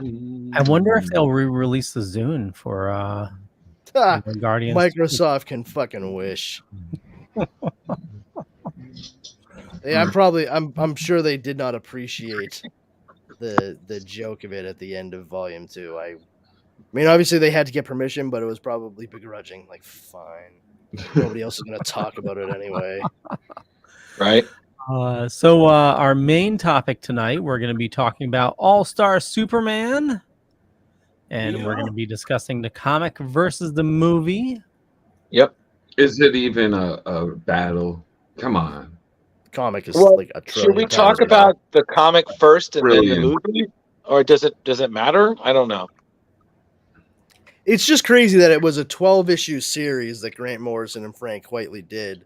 And then an hour and 15 And they minute distilled movie? it to an hour and 17 or 16 minutes or Yeah. something. Hour and 16, Brandon. I watched was it. sitting there when I popped it on because I'd never seen the movie. I read the comic. I was kind of confused. I was like, wow, how'd they get all that info into? And then I was like, oh, because they left it all out. They skipped a bunch of it. Well, if you watch the movie first, it felt like they just took the story from the comics and pulled like 4 or 5 of the side stories out of it. Yeah. Right. And in my opinion, they should have pulled the one side story they put in it, which was the whole Samson and his brother episode. Atlas, which it just seemed ridiculous and unnecessary to the story. Whereas the comic, it was a lesser important, but all those other side stories seemed more important that I wish that they put in the animated movie. Well, Samson and Atlas actually were very important to the 12-issue series because Samson and Atlas are the ones that tell him that he has 12 labors that he needs to perform before he dies. True. Oh, but also they do change it because they changed it in the movie. Yeah. Yes. The movie, they don't mention that. So in the movie, in the paper, has the answer to the question. Yeah. So he I remembers. was just like, that's bullshit. Yeah. Whereas he figured out himself in the I actually tried. Hold on, wait. Say that again, Leo. So yeah, Leo, I think you're a little wrong there. No. So hold on. I want to hear it again. Okay. So in the movie, they show him the newspaper, and the newspaper has the answer to the question. To the Sphinx question. To the Sphinx question. The Hyper Sphinx. The Ultra Sphinx. Yeah. That's in the comic book as well. It's an Oh, advertisement. It's an advertisement in a circular that blows by in the wind in one of the final panels on the bottom of the page in that issue. It's true. Okay. I do not have this comic book open in front of me. I am telling you from memory right now. No, he's right. It's a car advertisement. See, I was looking at the newspaper that they show. Similar Well, yeah. to, Well, in the movie, they really put it like right in front of your face. It's right in front of your face in the comic book too. Like, so it. No, it I takes up saw the it very in the comic bottom. book. I'm saying just in the movie. No, I agree with you. I'm saying it's noticeable in both. That's what I mean. Like, it's, okay, yeah. It's right there in front of you. Yeah, right. I think I want to give credit to a little bit though, because I think Dwayne McDuffie did as good of a job as he could. R.I.P. But I do agree with you guys. I felt that there were certain stories that we could have done with a little less on. I was very disappointed because issue 10 in this series is one of my favorites. And there was so many good things in there. Right there, Leo. See the newspaper at the very bottom of that Right panel there, on the page? yeah. Right there. That car commercial. Okay. Straight up says what happens when the surrender. Yeah. Blah blah Okay. blah. So Clark was looking to buy a Lux. It was pulled directly from the comic. Yep. Sorry, I didn't mean to interrupt. I just want to make sure he didn't miss Oh it. yeah, if he no, did. no. Because I was looking Brandon, at. you beat me to it. Yeah, I was looking at this panel because that's where they showed it in the movie. It was essentially replicating this panel where they had that question and the answer. So that's what I was looking for. I didn't see that.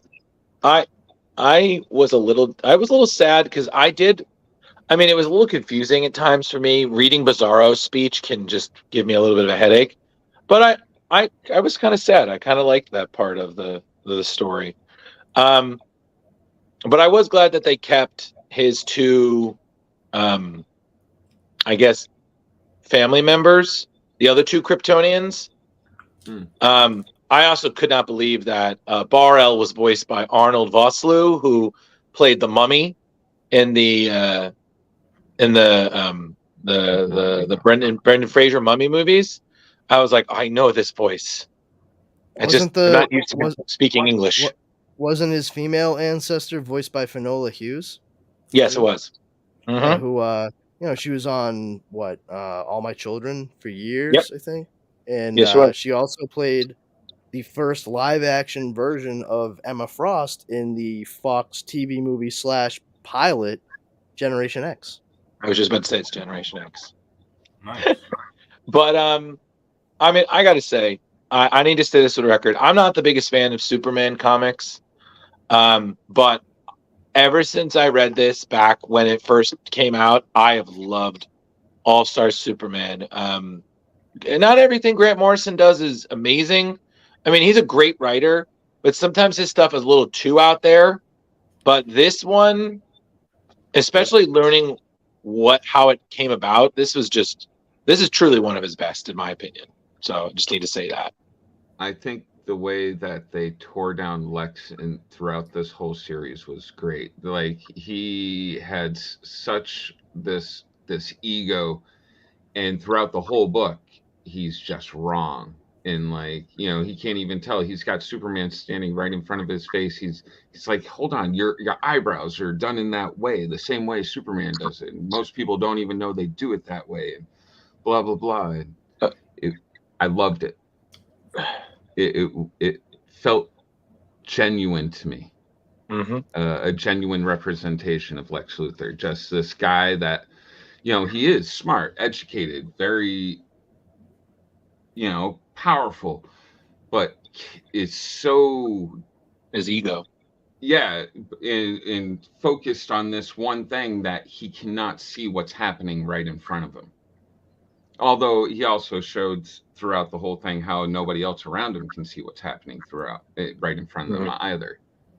Well, for as smart as Lex is, I think talking about ego in regards to Clark being right in front of his face, not just the egocentrism and narcissism, but the fact that it kind of harkens back to something that John Byrne did in the the mid 80s with Lex Luthor in Man of Steel, where Lex Luthor uses all kinds of extrapolated data to feed into a processing unit that gives him the quote solution to who Superman really is. And it tells him Superman is Clark Kent. And he absolutely refuses to believe that. Like he's like, this is a piece of junk. I spent millions of dollars on this and it's crap. Because he can't accept that Superman would actually just be someone of no real power or influence. He's just some schlubby reporter that works at the Daily Planet. No, fix this computer and make it work right. And I think that same kind of thing is at play. Like, he could not honestly accept the fact that Superman wouldn't be some powerhouse outside of just also being a superhero. Like, because what he would do with that power is be despotic. This is my favorite issue right here, by the way, going by. I'm like, and Carrie brought up a good point that when Samson and Atlas referenced his 12 labors, that you kind of thought that maybe there was a bit of a parallel to, Hercules, his 12 labors that helped him to become a god. But, of course, that kind of got set to the wayside in the movie. And now, again, an animated movie, unfortunately, you can't, until Dark Knight Returns came out, I feel like All-Star Superman could have really benefited from being a two-parter, because each story was really critical to really understanding. And it's funny because the point of the All-Star universe was that it was to be its own stories outside of continuity, kind of like a wayward cousin of Brandon of the much loved Elseworlds, you know. And they kept You know, hitting you in If I can wheel. real quick, just the 12 labors of Hercules, in regards to like how this was obviously a comparison. Hercules did not actually perform 12 labors to attain godhood. He never was a god. He was always just a demigod, which is another way of Okay. saying half god. He actually had to Mhm. perform the 12 labors to atone for the crime of murdering his wife and children after Oh, he that's was right. incensed by the goddess Hera because she's a jerk. Yeah, you're right. I'm sorry. Well, I It overlooked was that. it was the god Apollo that said he instructed him he needed to atone for his crime by doing 1 through 12. So it was very much like a punishment in regards to Hercules, but the significance of the number and the Herculean effort, for lack of a better term, required to reach the goals of each labor, is the important thing for Superman, like through and through. Well, he didn't become a god until he went to Black Adam, right? Because wasn't What The are you Rock talking about, Leo? What on earth Leo, are you? Okay, Leo, you do I real still, you do real you do realize Brandon's that talking about Greek mythology, and you're talking Yeah, about yeah, DC no. universe. Wasn't The Rock who played Hercules oh in the movie? Did he? yes yes, he did. He did have a He did. Hercules movie. Oh, I Yes. didn't remember that. I Oh thought no, you he were made a talking. big deal about it. Yeah, That's why he nobody didn't. did. That's why he didn't do any more of the Fast Furious. It was like, oh, I'm doing Hercules now. Should have You seen know, how friggin' big he got for Hercules. It was fucking ridiculous. he got huge. Yeah. It was gigantic for that movie. Actually, Drew, hold on a second. Velvet, you were trying to say something earlier? Was I? Yeah, sorry, Velvet.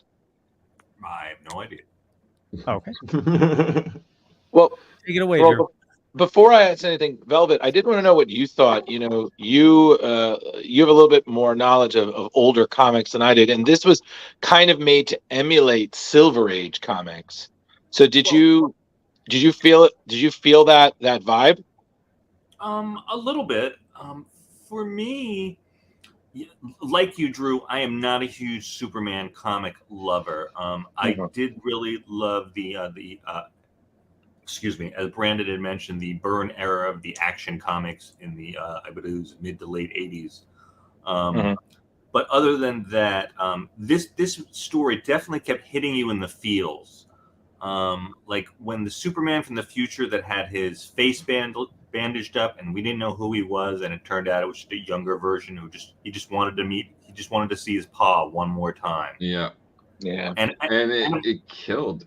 Yeah, and then of course at the ending, and there was sadness and redemption, but man, this has got to be one of my favorite like top 3 Superman stories of all time. So how tough has that got to be, where you know what's going to happen, and you still you can't do anything about it. You just have to let it happen.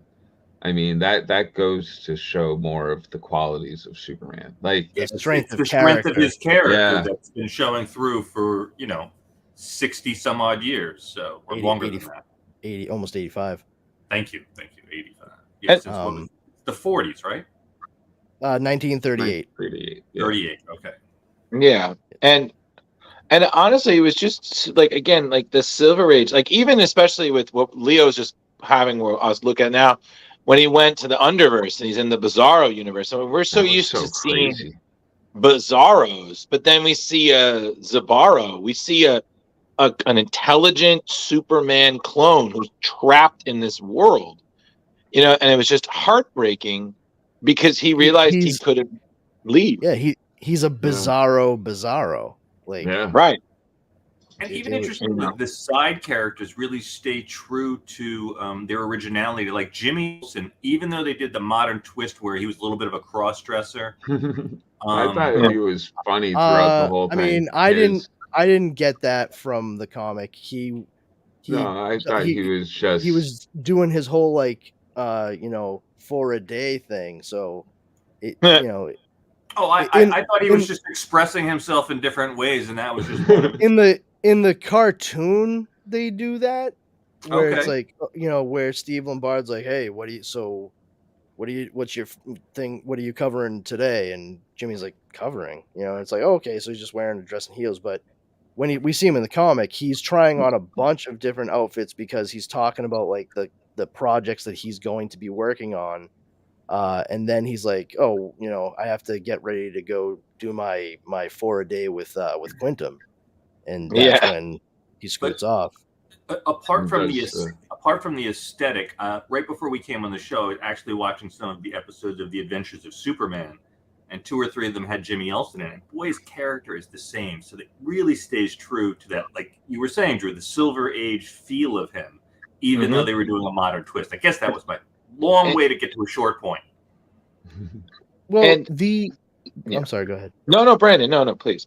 You're the super expert, so you have the Kryptonian crystal. The entire 12-issue series is a love letter to the Silver Age era of Superman, with just little smatterings of some of the lore that has kind of seeped into the character of Superman since like the John Byrne era.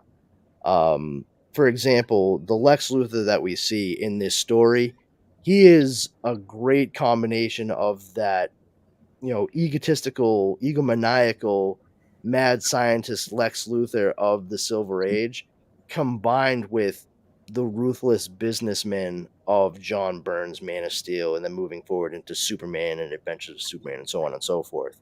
Right. And same thing with the idea of Parasite. I mean, that Parasite is who he is. Like he sucks power and energy from people, kills them, whatever. Goes after Superman because he's a renewable resource. But the monstrosity of Parasite, it's actually like pulled from the modern age of comics. After Superman, he started to grow too much. His body kind of started doing what happens in this story after he comes back from the dead. And it's a thing called power surge. He literally grows to like 12 feet, and he's like as wide as a barn. And they use Parasite, Rudy Jones, like who's just, regular skinny purple Rudy Jones. And he siphons off as much excess energy from Superman as possible to help save his life. And in doing so, he turns into the monstrous Parasite that we've seen for years since.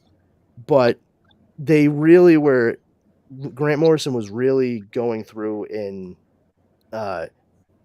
visiting the goofier aspects, but rooting it in the super science stuff that he loves to pepper into a lot of his stories. Very, very similar in style and approach to like Warren Ellis. Yeah. And the thing about Grant Morrison is they are so good at characterization, even in the weirdest of moments. Even if it's not a story that's particularly for you, you can't deny that the characters are well written. The guy, they did such a great job coming over with Vertigo in the 80s, and it's really interesting for me to see how much love they clearly have for this era of comic books, the 60s, where Superman was at his goofiest, but also the brightest and at the absolute zenith of popularity across so many different mediums in that era. And to be able to pull from that and make this all-star distillation is really impressive without losing a sense of the core of the character. It's not all trope. It's taking those tropes from the 60s and making them make sense in a modern story. And that's why you can go within 12 issues from him, being stuck on a Bizarro world with a Bizarro and making his way out to this scene that we have before us right now. Yeah.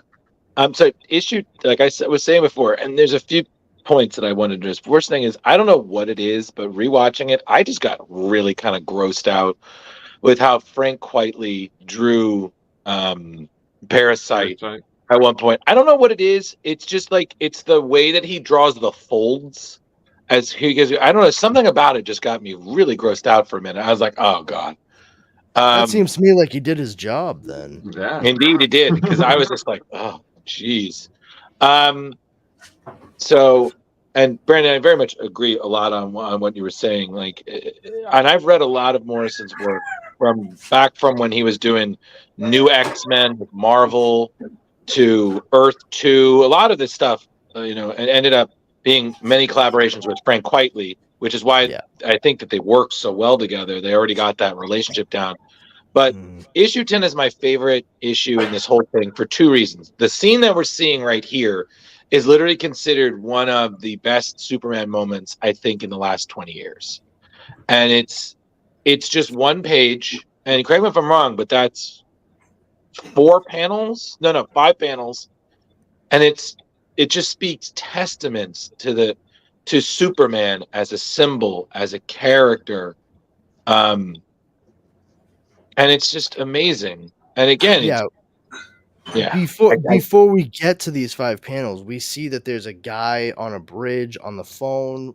There's no context given at that point. And then there's a disaster. And Leo, you're moving way too fast, man. Yeah, way too fast. I was trying to get to that section. Why is this so big? One more, Leo. There we go. Right there. That guy right there. I got held up. No, don't put down the phone, Yeah. Don't put down the phone, Reagan. Just stay in the apartment. You have to believe me. I'm on my way. And then if you go forward just a couple of pages where you see Superman's using his super hearing, it's on the bottom part of the page. Right here. Right here. You can see right here where it says, don't put down the phone. Reagan, oh my God, I'm on my way. That's still the same guy. And then he says, I have to go, Lois. Someone needs me. And that's when you come to those 5 panels right there with that young girl standing on a ledge, dropping her cell phone over it. Mm-hmm. And she's ready to go. That's the important work that Superman needed to do right then and there, in which, he heard the whole thing. Mm-hmm. So he can say with 100% certainty to her, there's no lie in his voice. Your doctor really did get held up, Reagan. It's never as bad as it seems. You're much stronger than you think you are. Trust me. And she turns around and gives him a big hug. Because she needed someone to be there, and her doctor was trying so hard. It really was. And thank goodness Superman was there. Yeah. So that, and then if Leo wants to move ahead, this next part, which they alluded to earlier in it, but a little bit more, Leo. More. More. I mean, the stuff they do with Kandor is pretty great. This one. Yeah. This. I'm sorry. This got me really hard. Because when I read this the first time, I didn't catch this. It was around the 3rd time, I think, I read it as I realized what the scope of this is. That Morrison and Quitely literally had All-Star Superman create a pocket universe as essentially a mirror version of our world, where everything happens in it, and in that world, Schuster and Siegel create Superman.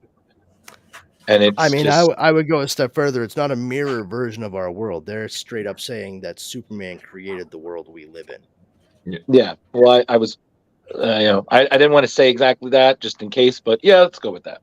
No, it definitely is, because our world is the world where Siegel and Schuster, as teenage boys, created this character, and that's what we're seeing the birth of at the end of this issue. And it's just, if you've ever read the story Irredeemable by Mark Waid, I have, then it's the same exact approach that Mark Waid took with that comic book series. Yeah, but it's just stupendous. I mean, just the scope of that.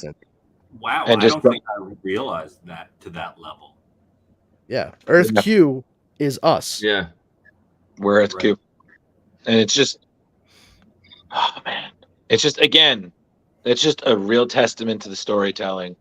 I don't know. I have nothing more to say about the book. It was amazing, and it's really nice that you see a lot of like Morrison is kind of does a similar thing that Stephen King does, where he likes to tie in a lot of his stories. He did a story in the '90s that was DC 1,000,000, where a Superman that we saw, Jeremy, in one of the Supermen that you liked in that issue, I believe it was issue 6. Probably. He's the Time Superman from Travelers. one of those centuries. So Yeah, he's the Superman from the 853rd century, the one with the cool costume and the fade haircut. And then, Yeah. correct me if I'm wrong, Brandon, but doesn't later on he become the Golden Superman? Because that's the one that. Yes, the Golden Superman that shows up in that same issue, like at the end, he has like the weird kind of symbol on his chest, almost like an infinity yin yang kind of thing. That actually is, for all intents and purposes, this Superman that we are seeing the story for throughout these 12 issues. When he goes into the heart of the sun, the whole story that the DC 1,000,000 ends up becoming is, it turns out Superman has been in the sun for 850,000 years, and he needs the Green Lantern ring in order to bring Lois back to spend the rest of eternity with him.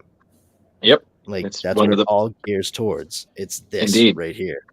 Exactly. So overall, Morrison does it very well. I mean, and he did explore some more of that stuff in his Action Comics run in the New 52. But I will say the one thing that did annoy me about the All-Star Superman, the movie, is I feel like they really played up the redemption arc of Lex Luthor to an extent that I was like the comic, I felt like gave it much. And that moment I wasn't the biggest fan of. And I didn't like the stuff with Solaris, to be quite honest. I felt like that kind of showed Superman a little bit of a cold-blooded moment, where I feel in this one, you saw that this was all part of Solaris's rehabilitation, that eventually Solaris would work with humanity instead of against them. And this one, he just kills the Sun Eater. Yeah, the Superman of this story, this 12-issue story, is a Superman that believes in rehabilitation. Yeah, and redemption. Not in redemption. They go hand in hand. He doesn't believe in vanquishing. Well, that's what I was also noticing in the movie. They when they were Lex and him are fighting, they're blasting through friggin' buildings and everything. It's just like, oh, we're back to Man of Steel. Yeah, well, it's a cartoon too, unfortunately. Well, yeah, I understood. They're trying to go for the bigger audience. And I was like, Leo, what were your thoughts? I don't feel like you've said much. Oh yeah, you're a soup freak, aren't you? Not as much as Brandon. Is that why you've been quiet? You're like, well, Brandon's here. He's going to represent. I'm going to be good. Now I know I was invited. I made my not so witty jokes as we went along. So, but yeah, I mean, it was a while ago that I read this, and it was a pleasure reading it again. And definitely the comic supersedes the movie. You definitely get more quality out of the comic, but the movie's enjoyable as well in its own right. But yeah, both are excellent stories. Yeah, and that's usually the case when it comes to any kind of adaptation like that. Like 100% of the time, I'd say there's always going to be things that they have to put to the wayside in order to have a more directed narrative. And I mean, Dwayne McDuffie, he wrote it. He wrote the animated movie. It was his last actual project for DC Animation before he passed away. And I will say, once again, like I've mentioned this on Midweek Geeks, a lot of folks like to say, they should just have the DC Animation team that did like Justice League and Unlimited and all this stuff work on the movies. Here's the rub. It was Dwayne McDuffie that actually made all of those things like really good. Thank you. It truly was. Like, he started working on Static Shock, which once again I have to remind folks is not owned by DC Comics or Warner Brothers. It is owned by Milestone Media, and It they is. license it to DC. So Yep. everyone that keeps saying like, why haven't they made a Static Shock movie? That's because Milestone Media hasn't decided to make one yet. It's not on Warner Brothers to do it. And now But- you know, kids. But Dwayne McDuffie, whilst working on Static Shock with his friend, who he had founded Milestone Comics with, Dennis Cowan. I'm sorry? Dennis Cowan. Thank you. He Nicely asked him to work with him, and he came in, and he was like, oh, I don't know. And then it turns out like he took to the work like a duck to water. And while he was in the midst of doing all of that, DC Animation was like, hey, what you doing over there? You want to take a look at? Hey, come here and look at this Justice League stuff. And he was like, oh, sure, I'll work for you guys too. And that's when you saw a severe shift from Justice League to Justice League Unlimited, which arguably is one of the greatest DC animated series ever made. Hey, man. Because of the fact that they expanded the roster and gave you unlikely team-ups, which made for dynamic storytelling, which Dwayne McDuffie excelled at. And, he looked at the comic, he picked from it what would give the most direct narrative. I understood it watching the animated movie. There are parts, short, as a comic book nerd, I was a little, I would have really liked to see this. But if I didn't know any different, it wouldn't have bothered me. Well, Agreed. That's where I messed myself up. I tried to watch the movie. I was figuring it was going to follow closely with the comic. And so I tried to read issue 1, watch part of the movie, issue 2. Yeah. And I totally screwed myself on that. I was like, oh, no, Jeremy. Nay. But something I noticed while watching the movie too, because I read the book and watched the movie during the day today to prep for this. I've read them both before, but it's been years. Yeah. Lex Luthor's prisoner number in the cartoon ended up actually being the day that Dwayne McDuffie passed away on. Oh no! Whoa! No way. Yeah, I don't know if that's on IMDb or anything like that. I'm just saying I noticed it. I know that Dwayne McDuffie passed away on February 21st, the day after his birthday. And Lex Luthor's prisoner number in the entire cartoon is 221. No, Gee. wow. That's a cool little nod to him. Well, I mean, I don't know if it was a nod because it was. Oh yeah, calling that's out his true. own death. Then It's like coincidence, but like it's sort of like Lincoln had a secretary named Kennedy. Kennedy had a secretary named Lincoln. Like, that's crazy. It's weird. It's coincidental more than likely, but still. Ooh. Brandon, since you are a Superman expert on the panel tonight, I have 2 questions. One about this story and one totally different, but still Superman related. Sure. First, Quentin, the character Quentin in this story. Have we ever seen him in another Superman story? No, he was created specifically for All-Star Superman. That is a shame because he was an interesting character that I would have liked to see some more of. The second is the character that is in the Legion of the Superheroes that is Kryptonian and has the same powers as Superman. Are they related? Mon-El. Are you talking about Mon-El / Valor? Yes, thank you. Here's the thing. No, technically, okay. They're not actually related. He was a character that was created to fill the void of Superboy no longer existing after Crisis on Infinite Earths in the 80s. Right. They needed somebody to fill the vacuum in the Legion of Superheroes. So they created Valor, who his name is Mon-El. He comes from the planet Daxam. He is a Daxamite. Yep. And they have it was basically like a sister planet to Krypton. Very similar development, red sun, all that jazz. They get exposed to yellow sunlight, yellow solar radiation. It supercharges their cells. They can fly and they're nigh invulnerable. However, Daxam never blew up. There's no Daxanium. I mean, it's hard to call it, Daxamite because that's what they call the fucking denizens of the planet. Right. But the bitch of it is that Daxamites still have a weakness, and it's actually far more fatal than kryptonite is to Superman and other Kryptonians. Mhm. And of all the things it could be, it's lead. Oh, If Yeah. they are like exposed or hit with lead, it will weaken them, but straight up it will kill them. There's no like, Yep. oh, as soon as I get away from it, no, that's it. Like it will kill them straight up, like so the whole super bullet thing hardcore is ultra fucked. lead poisoning. There's actually a Green Lantern who was Daxamite named Sodom Yacht, Yep. and Thank you. during Infinite Crisis, I think, um, there's a whole battle on Earth, and he gets like pierced by a lead pipe, and he's on Earth, so he's like, this is great. I have a ring, but I also have like some superpowers now. Cool. And he's fighting like Sinestro and all that, and maybe it was Sinestro Corps War. Regardless, Yeah, he no, gets just yeah, it was Sinestro Corps War. yeah. So And Drew, he we gets lost the camera, by the way. Oh, he got pierced, and it turns out the lead poisoning is already starting to try to take him out, and there's the Guardians and everyone are like, well, keep the ring on because that will prevent the lead poisoning from spreading any further.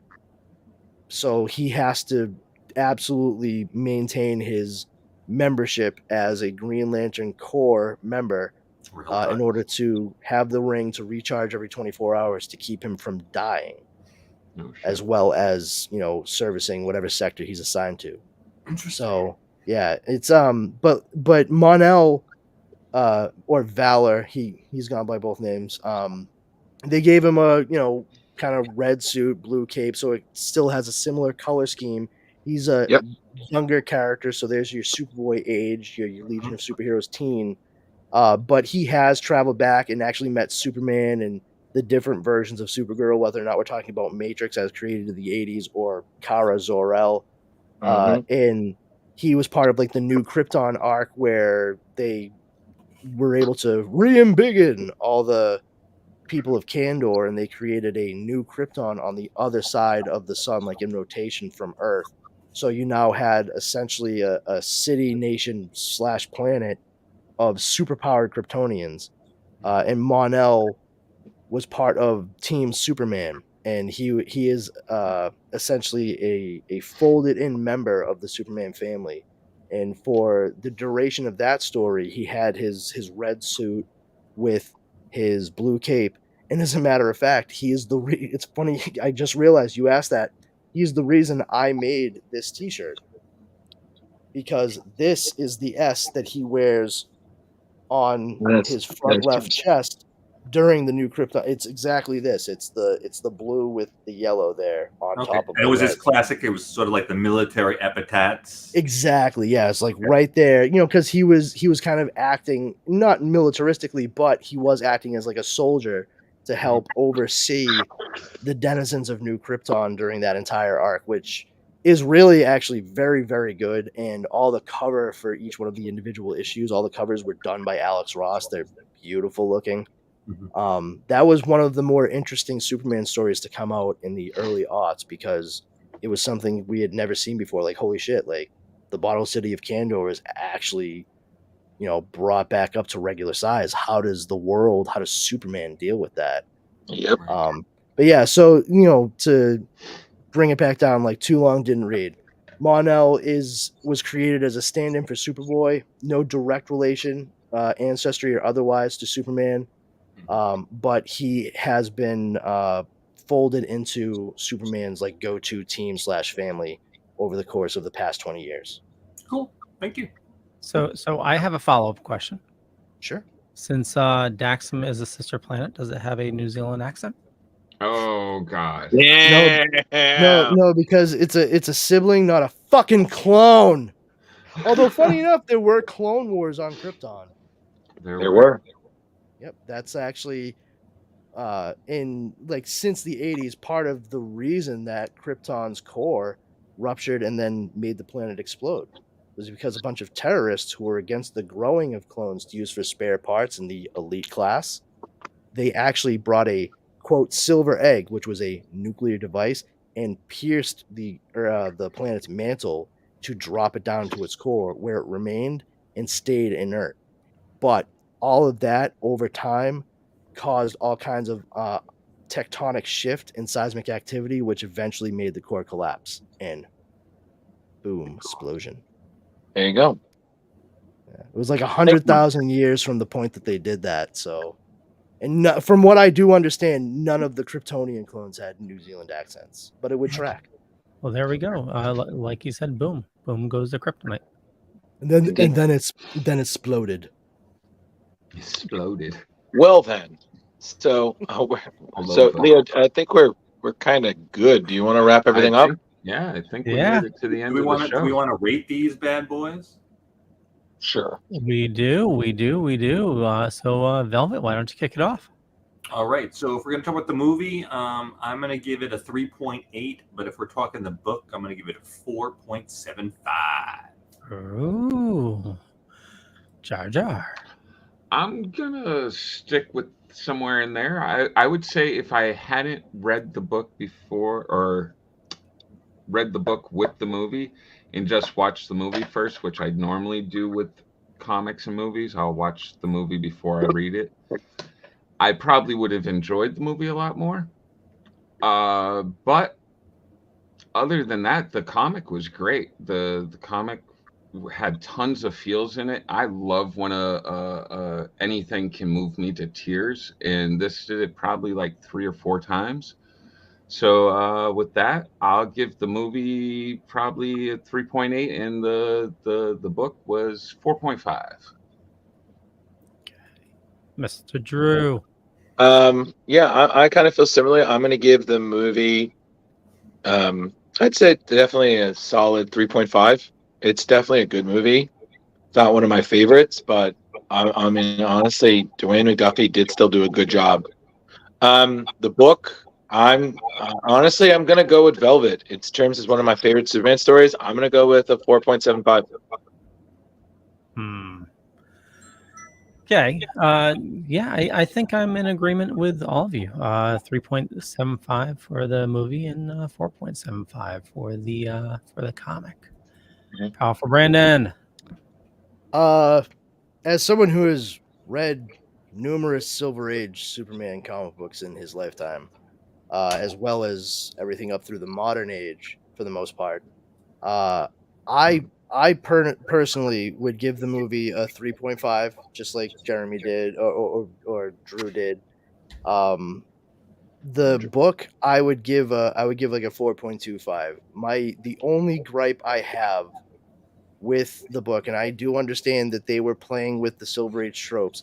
The one thing that I've never liked about the story is Superman telling Lois that he is Clark Kent, Clark Kent is he, her not believing him, thinking it's some kind of trick or ruse, but then just straight up like, oh, they love each other, like they're so much in love, but like she refuses to believe who he is. Like that to me, out of everything that was done, it was just a little bit too much. I think if they had actually just established that she was aware of it and didn't go with that whole Silver Age thing, I'd bump it up way higher for book score, but that's where I stand. Yeah, I feel she should be on the level of Jimmy was at. Jimmy knew.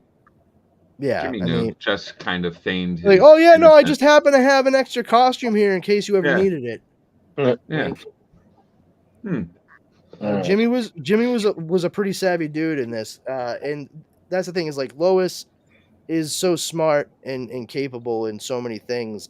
It's just like we're talking about how Lex didn't see it. Like it's even worse with Lois Lane. Like that's not even ego. They're just writing her to be as dumb as she was in the Silver Age comics, and I don't appreciate that just because like I like smart, capable, helpful, in on it Lois Lane.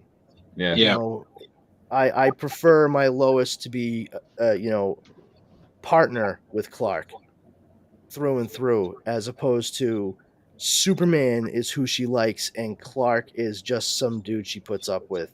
That I don't view Superman as a character like that. He is Clark Kent, and Superman is what he can do. There's Right. a subtle difference. So if they had just done that, I'd rate it higher. But it's still an excellent story, 100%. Great. Like it's great. Yep. Okay. All right. Yeah. Well, with that note, we will wrap things up. I want to thank everybody for watching this fine evening. Or if you're catching it on the YouTubes, watching it, whatever it was, not the evening, during the day. I don't know. Anyway, my name's Leo. You can find me, just Google me. But I run the Dorkening Podcast Network.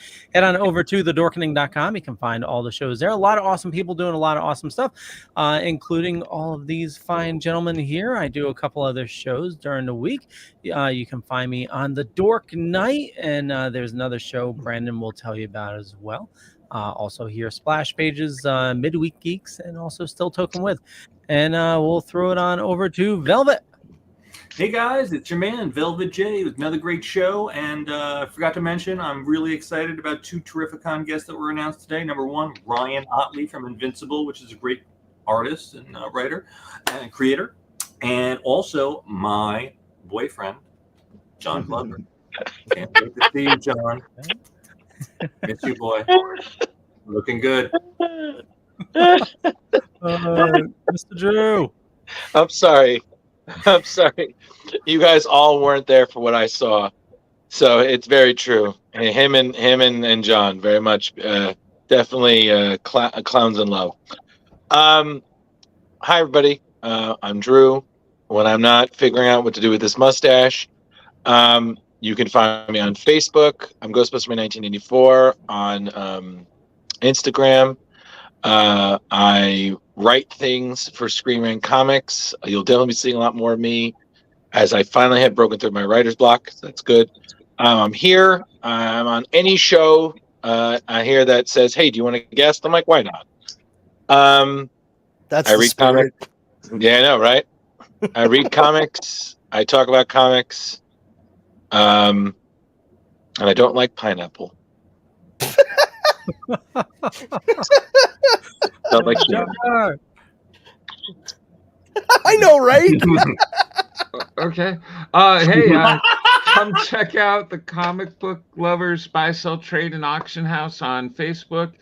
And check out Midweek Geeks. I'm not sure if we're doing an episode this week, but check it out next week. We are. We're not doing. Oh, we are doing it. Okay. We're doing one. Yep. All right. And Splash Pages next week at 8. Midweek Geeks tomorrow at 9.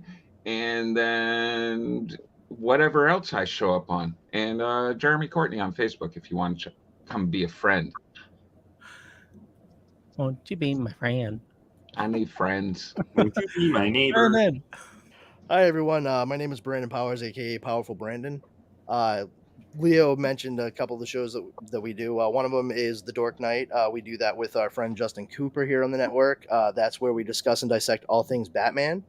The sister show, I guess you could call it, to that we do is Comics Paradox. It's Leo, Justin, and myself again, in which we discuss what ifs and elseworlds, all kinds of different alternate reality tales and takes on characters and stories that you may already know and love. Such story arcs like Age of Apocalypse or Amalgam Comics, things of those ilk. That's a lot of fun. We switch off every week between those two. You'll get Dark Knight one week, Comics Paradox the next. Those usually drop on Sundays. You can find them wherever fine podcasts are broadcast. If you want to follow me on social media, you can check me out on Twitter at Brandon's Powers, and on Instagram at This Brandon Has Powers.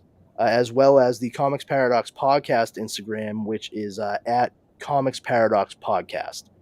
So stop on by, check those out. And if you're on Facebook, please come on by, check out Powers Combined Facebook group. It's a group that I run with quite a few geeks and nerds over there, where we're just dorks that like to get together, share news, memes, info, good times, and laughs to be had by all. Our number one rule there is don't be a jerk. If you violate that, you will be booted immediately. So check all that out, and I hope to catch you on the flip-flop. Hey, Brandon, does anybody, I've been part of your group for a while. Does anybody violate that? I have never had a problem in there. No. Well, you know what? Me and my friend Eric Goodrich started it a few years back, and that was right there, like our very first rule. like between he and I, we came up with the list of rules to make. And we both said right off the bat, don't be a jerk. That's it. Like if you're a jerk, if you are getting down on someone for their fandom, their answer to a question, anything like that, you can have discourse. You can go back and forth. Yeah. You know, there's nothing wrong with disagreeing. But if you're gonna be mean about it, you're gonna be a jerk, like we said, then there's no place for that. You get the stanky boot. And there have been very few instances in the 500 plus people that are in the group over the several years that we've started that we've actually had to like remove and block members. No, I enjoy it. Great. Like I get memes and stuff all the time through there. It's great. Before you go, Brandon, I just imagined you and your friend kind of like History of the World, where 15, 10 commandments. Technically speaking, Moses was the first guy to download stuff on his tablet from the cloud. Just All right. So on that note, we're going to go before these puns get worse. So much appreciate everybody. Keep it super. Yeah, I just need to say, you know, that sister show you talk about is so difficult. We need to keep up New Zealand accents throughout the whole thing. Yeah, sounds good now. You're really stuck on this sister thing, and I can't stress enough. It's the goddamn clones, Leo. Fucking clones. I'm not saying Leia Organa doesn't have a fucking New Zealand accent. It should be she could though. You know, she definitely could. I'm just saying. It's Leo's viewpoint group. Leave him alone. You saved with my father in the Clone Wars. I'm just saying the Clone Wars would be a good time. You know. Help me, Obi-Wan Kenobi. You may only. Like sisters, I'm really sorry I'm sorry to intrude upon your time, Mr. Kenobi, but we could really use your assistance. You may well be our only hope. Thank you. Okay. Well, I'm gonna hit in broadcast, but in Bad Batch, they redo the Luke, I'm your father bit, except except it's no, I'm your sister. You know, with the clone. Yeah, so that's why I'm hung up on sister. Yeah, that's okay. From the politest nation on earth outside of Canada. Indeed.